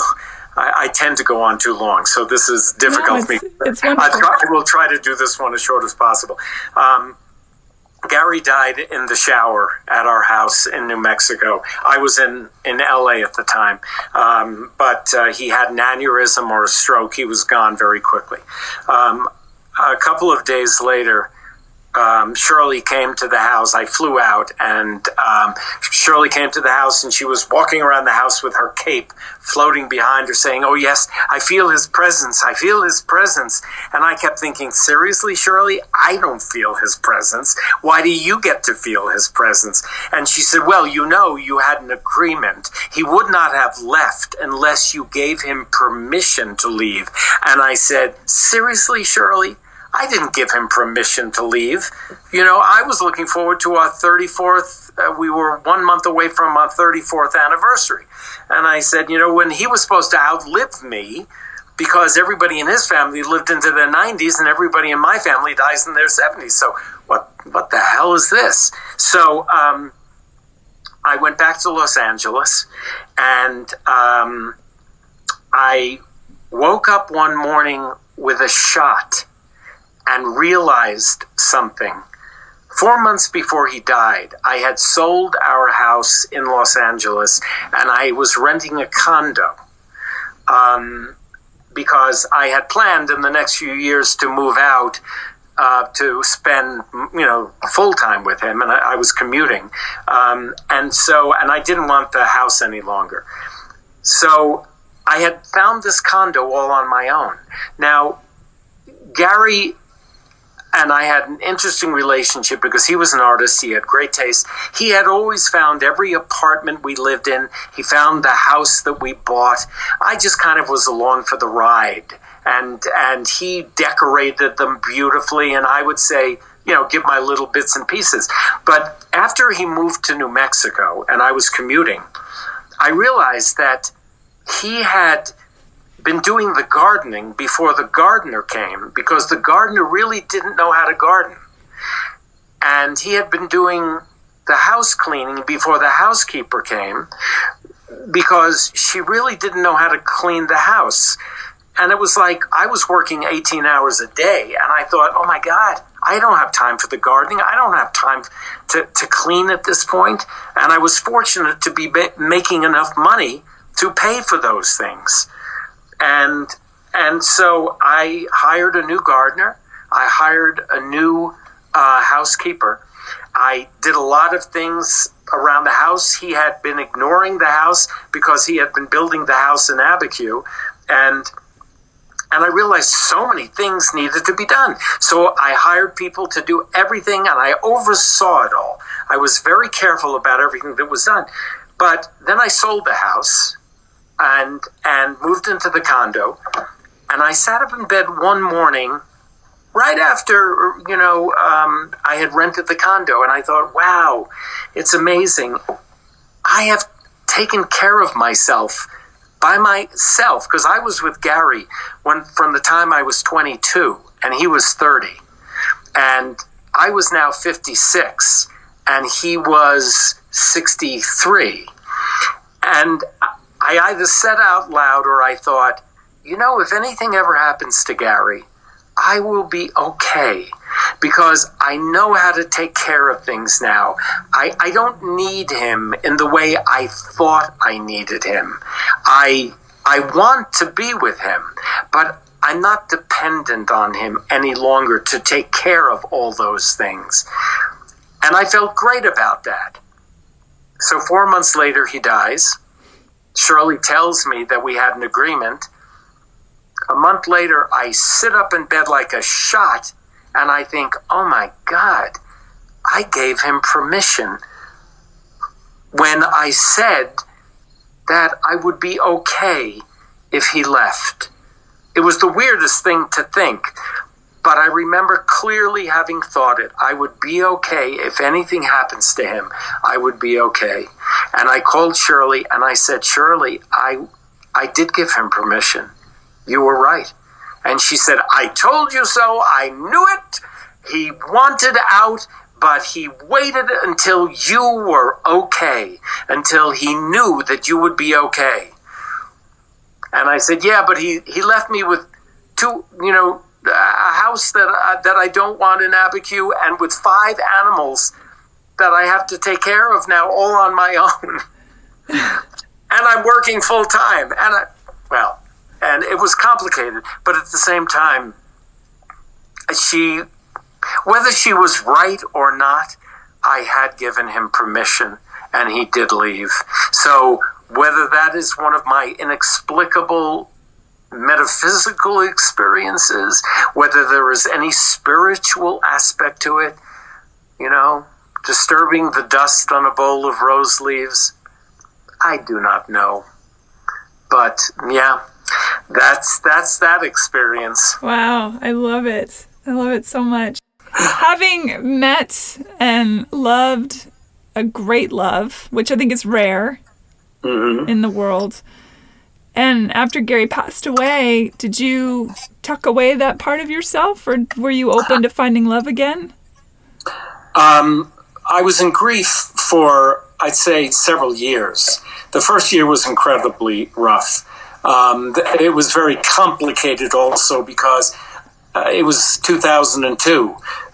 We didn't have the rights that gay people have now. So there were all sorts of complexities involving the government, involving some members of his family, even though they knew about us. There were a lot of issues. I'd say I was really grieving for 2 to 3 years. At one point, 6 months after he had died, somebody said to me, "Oh, Gary, you're just so depressing. You're depressing to be around. You have to go get some drugs." And I thought, wow, maybe I am not dealing with this well. So I went to a psychopharmacologist, and I spent an hour talking to him.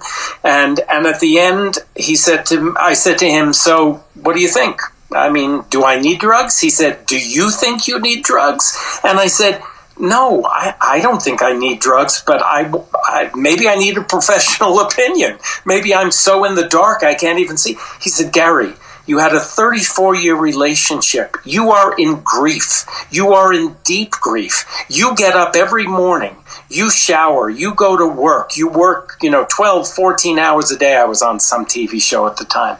And he said, call me if in 3 to 4 years you're stuck in bed, if you can't get up, if you can't function. He said, no, we are over-medicated in this country. People prescribe things far too quickly. Go through grief, mourn a 34-year relationship that was filled with love and complexity, but go through it and come out the other side. And he was absolutely right. And then when I came out of it, I decided to leave LA, move to Santa Fe, not exactly the place one comes, particularly if you're gay, to find a love, because everybody here is, mostly involved when they come. And also, I think I felt like I had done that. And even though I was good at a relationship, I understood it. I thought, I have spent my life mostly as a codependent, and I don't want one more negotiation, one more compromise. I don't want one more argument. I want this time to be about me. I do my charity work. I am without an animal at the moment because my last animal died and it was a rough go. But, I have had wonderful animals who gave me great affection, great love. But I don't foresee a relationship now because I had it, I loved it, and no. These end years of my life, however many they may be, short or long, I want to be about self-discovery and about giving in a different way than giving in a one-on-one relationship. That's lovely. It's very rare, I think, that humans get to the point where they understand themselves deeply enough to be able to make those kind of decisions. What I think I have found so fulfilling about it is that I was an incredibly gregarious person. I was really out there in the world, and we entertained. We had people to dinner 3 nights a week. I was giving dinner parties, cooking, because I'm a really pretty good vegan cook. I say that, humbly. I have come to this wonderful period in my life where I am so comfortable alone. My only concern is I keep on reading it's not healthy to be alone. You live longer if you are in a relationship. But I have come to feel so good being alone. And I know a lot of my friends have been stressed during this period of isolation. And it has been absolutely wonderful for me because I don't even have to make up an excuse why I don't feel like going to dinner. I just can say, I can't go to dinner. I have to stay home and isolate. Yeah, so much time for looking inward, for memorizing more poetry, for reading the great books, for watching some incredible shows, and for just finding that place of peace and contentment. That's what I want most now. And, we're bombarded by the news, which I watch. I try to watch less of, but I watch too much. But we're bombarded by, as we have always been. It seems heightened now because of the politics of the current situation. But the darkness in the world, the cruelty, the brutality, the anger, the hatred, the ugliness, it's a constant. And the only way, I think, to change things is for me to find a really deep level of peace and contentment within my own self, and then do the work that I can do, whatever kind of charity work or my, even the financial support of charities that I am fortunate enough to be able to give. I think that's all important, because it all comes down to that ephemeral thing that we always have heard from all the mystics about finding that place within ourselves. And, I've been trying to find it since I was 21, or even younger possibly, through all those different philosophies and religions that I looked into. I think it has much more to do about the quiet. And that's what's so beautiful about being here, because I live with a gorgeous view of the Sangre de Cristo Mountains, and in a place of absolute peace and quiet, with the wind rustling through my aspen trees.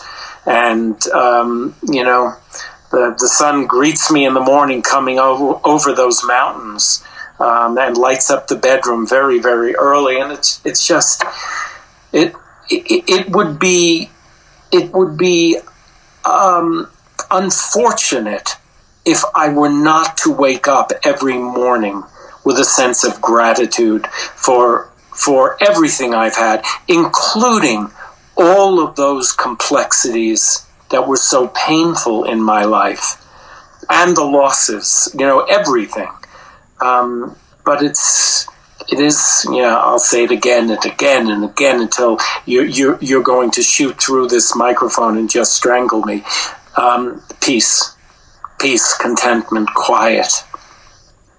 Do you recognize that there was a moment that you, in your leaning in, that you let go?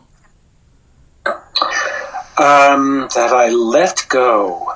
I honestly can't say. I'm not sure. It's interesting. I wrote a poem. I wrote it not long after Gary died, about a year, and then I updated it this past year. And the opening lines are, "It's all about letting go and letting go and letting go." Those are the first lines of the poem, because I think one is always dealing with letting go. I have been struggling for 9 months since Max, my most wonderful dog of all my most wonderful animals, since Max died, and I have been struggling with letting go. It was a particularly difficult 9 months. Several vets made egregious mistakes on him. He would have been alive today if they hadn't butchered things. And I've struggled with letting go of my anger, letting go of my rage, letting go of my feelings of unfairness, which of course brings me to something that a wonderful woman that I knew who died a few years ago. Her name was Marcia Wallace. She was an actress. She was on the Bob Newhart show. One of the funniest, most wonderful people you've ever met. I can't remember if I've already told you this story, but I used to say to Marcia, it's so unfair. It's just not fair. And Marcia would say to me, "Fair, Gary? You want fair? Go to Pomona. The fair's in Pomona." She was great. She played the receptionist, right? Yes, on the original Bob Newhart show. Such a great actress. So funny. Oh, she was an amazing woman. She had a very difficult life, a lot of rough times, but she had the most amazing sense of humor, and it was a great loss when she went. And once again, letting go and letting go and letting go. I suppose the hardest part about living on is how much loss you experience along the way, and how not to put rocks in your pocket for every time somebody goes. But you're letting go of the idea of reincarnation must have been quite difficult too, because it takes away that hope that you might see someone again. Yes, I think in a way it wasn't really difficult letting go of it, because the world and the books that I were reading, we talked about that, I think, earlier or later or whatever, wherever I am. about Operation Paperclip. It's hard for me to justify reincarnation when so many bad. We talked about this. We did, but there's also a lot of great beauty. Yes, there is. I would argue there's more beauty than sorrow. It's just sorrow is louder. Horrible people, their voices rise above the din. There's a subtlety to love that is missed by a lot of people, I think. I won't argue with you. And there's a part of me that every once in a while I think about, would I like there to be a reincarnation? And I've always said, even when I believed in reincarnation, if there is reincarnation, I would hope there was some way not to have to go through high school again. I would do anything to avoid high school. Amen to that. Yes, and it's one of the main reasons, besides all the other reasons, that I would like there not to be reincarnation, because that's a particularly unfair period in one's life. It's very brutal. Yeah, but I don't know that a friend just said to me recently, when I was going through the grief over Max's death, and a very close friend has just lost his dog, and he's going through grief, and he said to me when I was struggling, he said, the grief is cumulative. It's all the animals and all the family and all the friends, and going through AIDS was a war in a way. We were losing friends like you would lose people in a war. So it's cumulative. And at the same time, it's necessary to have perspective and get it in perspective. And for me, I come back to it again. How many times have I now said this in this time that we've been talking? I think it's the grace of gratitude. It has to be, you have to appreciate the time. I've always said to friends, and I try to live by it myself, and it's easier to say it than to live by it. Whenever an animal has died, because they always die too early, what do we have them for? 8, 10, 12, if we're really lucky, 16 years. I had one cat for 20 years. I had one dog for 20 years, but most of them didn't last near that long. And I've always said to other people, it's the contract we sign when we adopt them. We say, oh yes, okay, however many years, I'm signing on for this one. How short or however long, and it's never going to be long enough. But what you have to focus on is the time we have with them, not the time we're not going to get with them. That's the only way for me to survive it all, the time I have with them. The 34 years I had with Gary, not the 18 years since that I haven't gotten with him. The 9.5 years with Max that I thought were going to be 12 or 13 years because he was already several years old when I got him. But it's the time I had with him. I still feel the pain of the loss, but I have to think about the time I had and have gratitude for that time. That reminds me of the Dr. Seuss quote.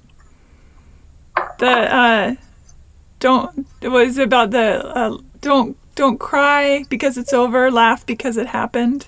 Oh, I never heard that one. I'm sure I'm butchering it a little bit, but it's basically that. I love that. Yeah. That's great. Yeah, and you have to get through the grieving time when a lot of the dark things come up, and there are two different kinds of grieving. There's the long grieving up front because the person is dying slowly over months, years, whether it's Alzheimer's or cancer. I have friends who've gone through cancer for 10, 15 years.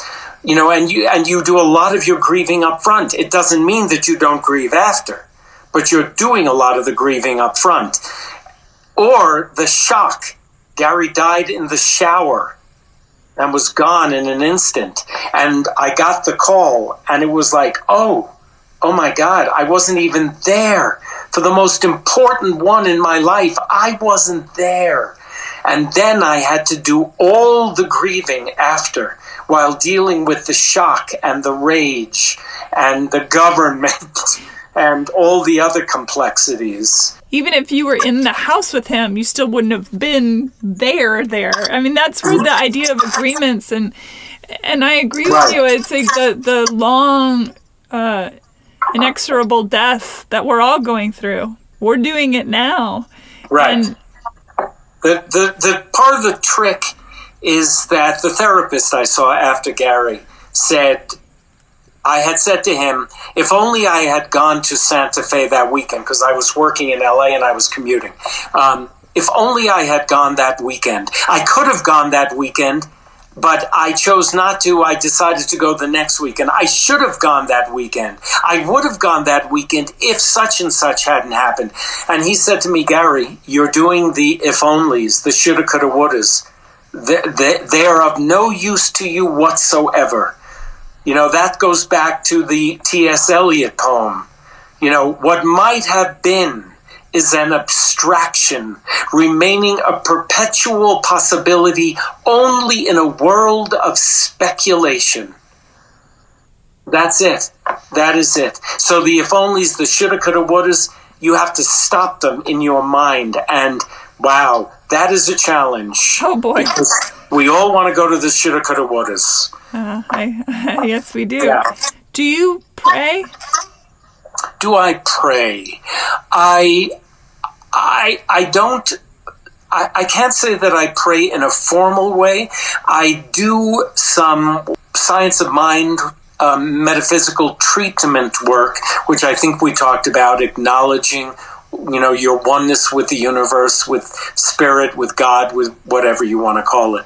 I do that, and I have conversations with the dead constantly, and in my darkest moments, in my deepest moments of sadness, I reach out to the dead, and I ask for their help. It's I think it's just an innate part of us. I know what I'm doing, and I say, why are you doing this? But I do it. It does give me a level of comfort. So, the complexity of the mind, and in a way I am praying of some sort, I guess. There's a belief, I believe it's a, I don't know if it's a specific tribe in Africa, but I know that it comes from the continent, that we in fact have two deaths. We have the death where we take our last breath, and then the second death happens when the last person on earth speaks our name. Ah, yes, I've heard that. Beautiful, isn't it? It's the loveliest thing in the world. Right. But then what about the famous writers, the famous poets, the ones who, have Shakespeare, then his name is spoken over and over, or, the people we study in history books. They're the immortals, I suppose. Yeah. And it's interesting. Do you have a need for that? Do you find that you have a need to be immortal? Yes, to be remembered. When I was younger, I think I did. I think that growing up, I wasn't allowed to have my voice on a lot of levels, and I think I thought that if my success meant my fame, regardless of fortune, but my fame, that immortality meant that my voice would be heard through the ages. And then as I got older, and I understood myself and understood how to use my voice also and stand up for my voice, I realized that immortality is a feeling too. It doesn't have to be like, somebody doesn't have to say, oh, Susan made me feel good today, or Susan made me think about things today. because there's that feeling. It's a resonance. It's not a tangibility. Does that make sense? Mm-hmm. And so that part of me lives on, and I don't require the notoriety of it. I think about it. I do. I think, what if I take my last breath and no one speaks my name ever again? But I know that in this lifetime, I have done things on the side of love, and that the flowers that I have watered with that will grow, and they will beget more love, and they will beget more love. And in its own way, that's the immortality. Right. It's a thread. Right. Yeah. When I was young, I loved the poem, and who was the writer? Was it Lord Byron? I can never remember the pronunciation. Ozymandias or Ozymandias. He was a great king, and you come upon the something that he built, and it's nothing but dust and sand. And he says, "Look on my works and despair." He was to be remembered for the ages, and that's all that's left. Nothing. Well, it's a bit of the Emperor's New Clothes, isn't it?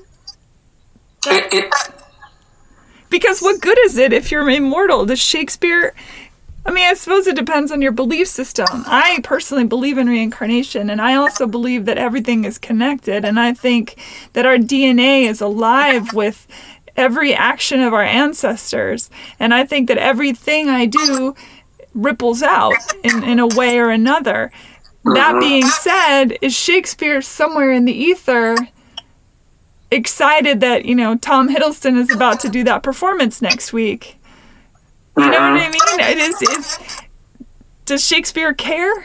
Whatever Shakespeare is now, did he come back in a reincarnation of a plumber in New Jersey to experience that life? And maybe he picked up a book by Shakespeare, and he's not going to remember he was Shakespeare. Right. So what does it all matter? It's a thought experiment for sure. Yeah. No, absolutely. Does my ego here on Earth in this present moment, would I love to be a famous painter or a famous performer or, this or anything? I mean, the ego of me would be like, yeah, that'd be cool. Right. But if I die and it doesn't happen, I still think I've lived a good life. Right. Yeah, well, then we get into the whole ego issue, and that is a whole other trip. And yeah. It's a dance, and again, introspective, and it's the best part of being a human is thinking about all this stuff, I think. Yes. That and sex. If I remember correctly. Good for you. Good for you. And it wasn't Lord Byron, it was Percy Shelley. Oh, well, they were best buds. Yeah, yes, exactly, just to get it straight. Yeah. And you obviously I'm sure you've had discussions on this podcast with other people about the ego, because that's the biggest, that is the issue. And then the question of how much is this real? What is reality? Who knows? Is it all just individual perception? So then you go down that road. This is what's so great about being alive, and when you're fortunate enough to have the time and the energy to spend all the time and the energy thinking about, oh yes, what is reality? How much of this is an illusion? A lot of it, I think. A lot of it's our ego playing tricks on us. I think about it too. A lot of immortal people were right assholes too. Right.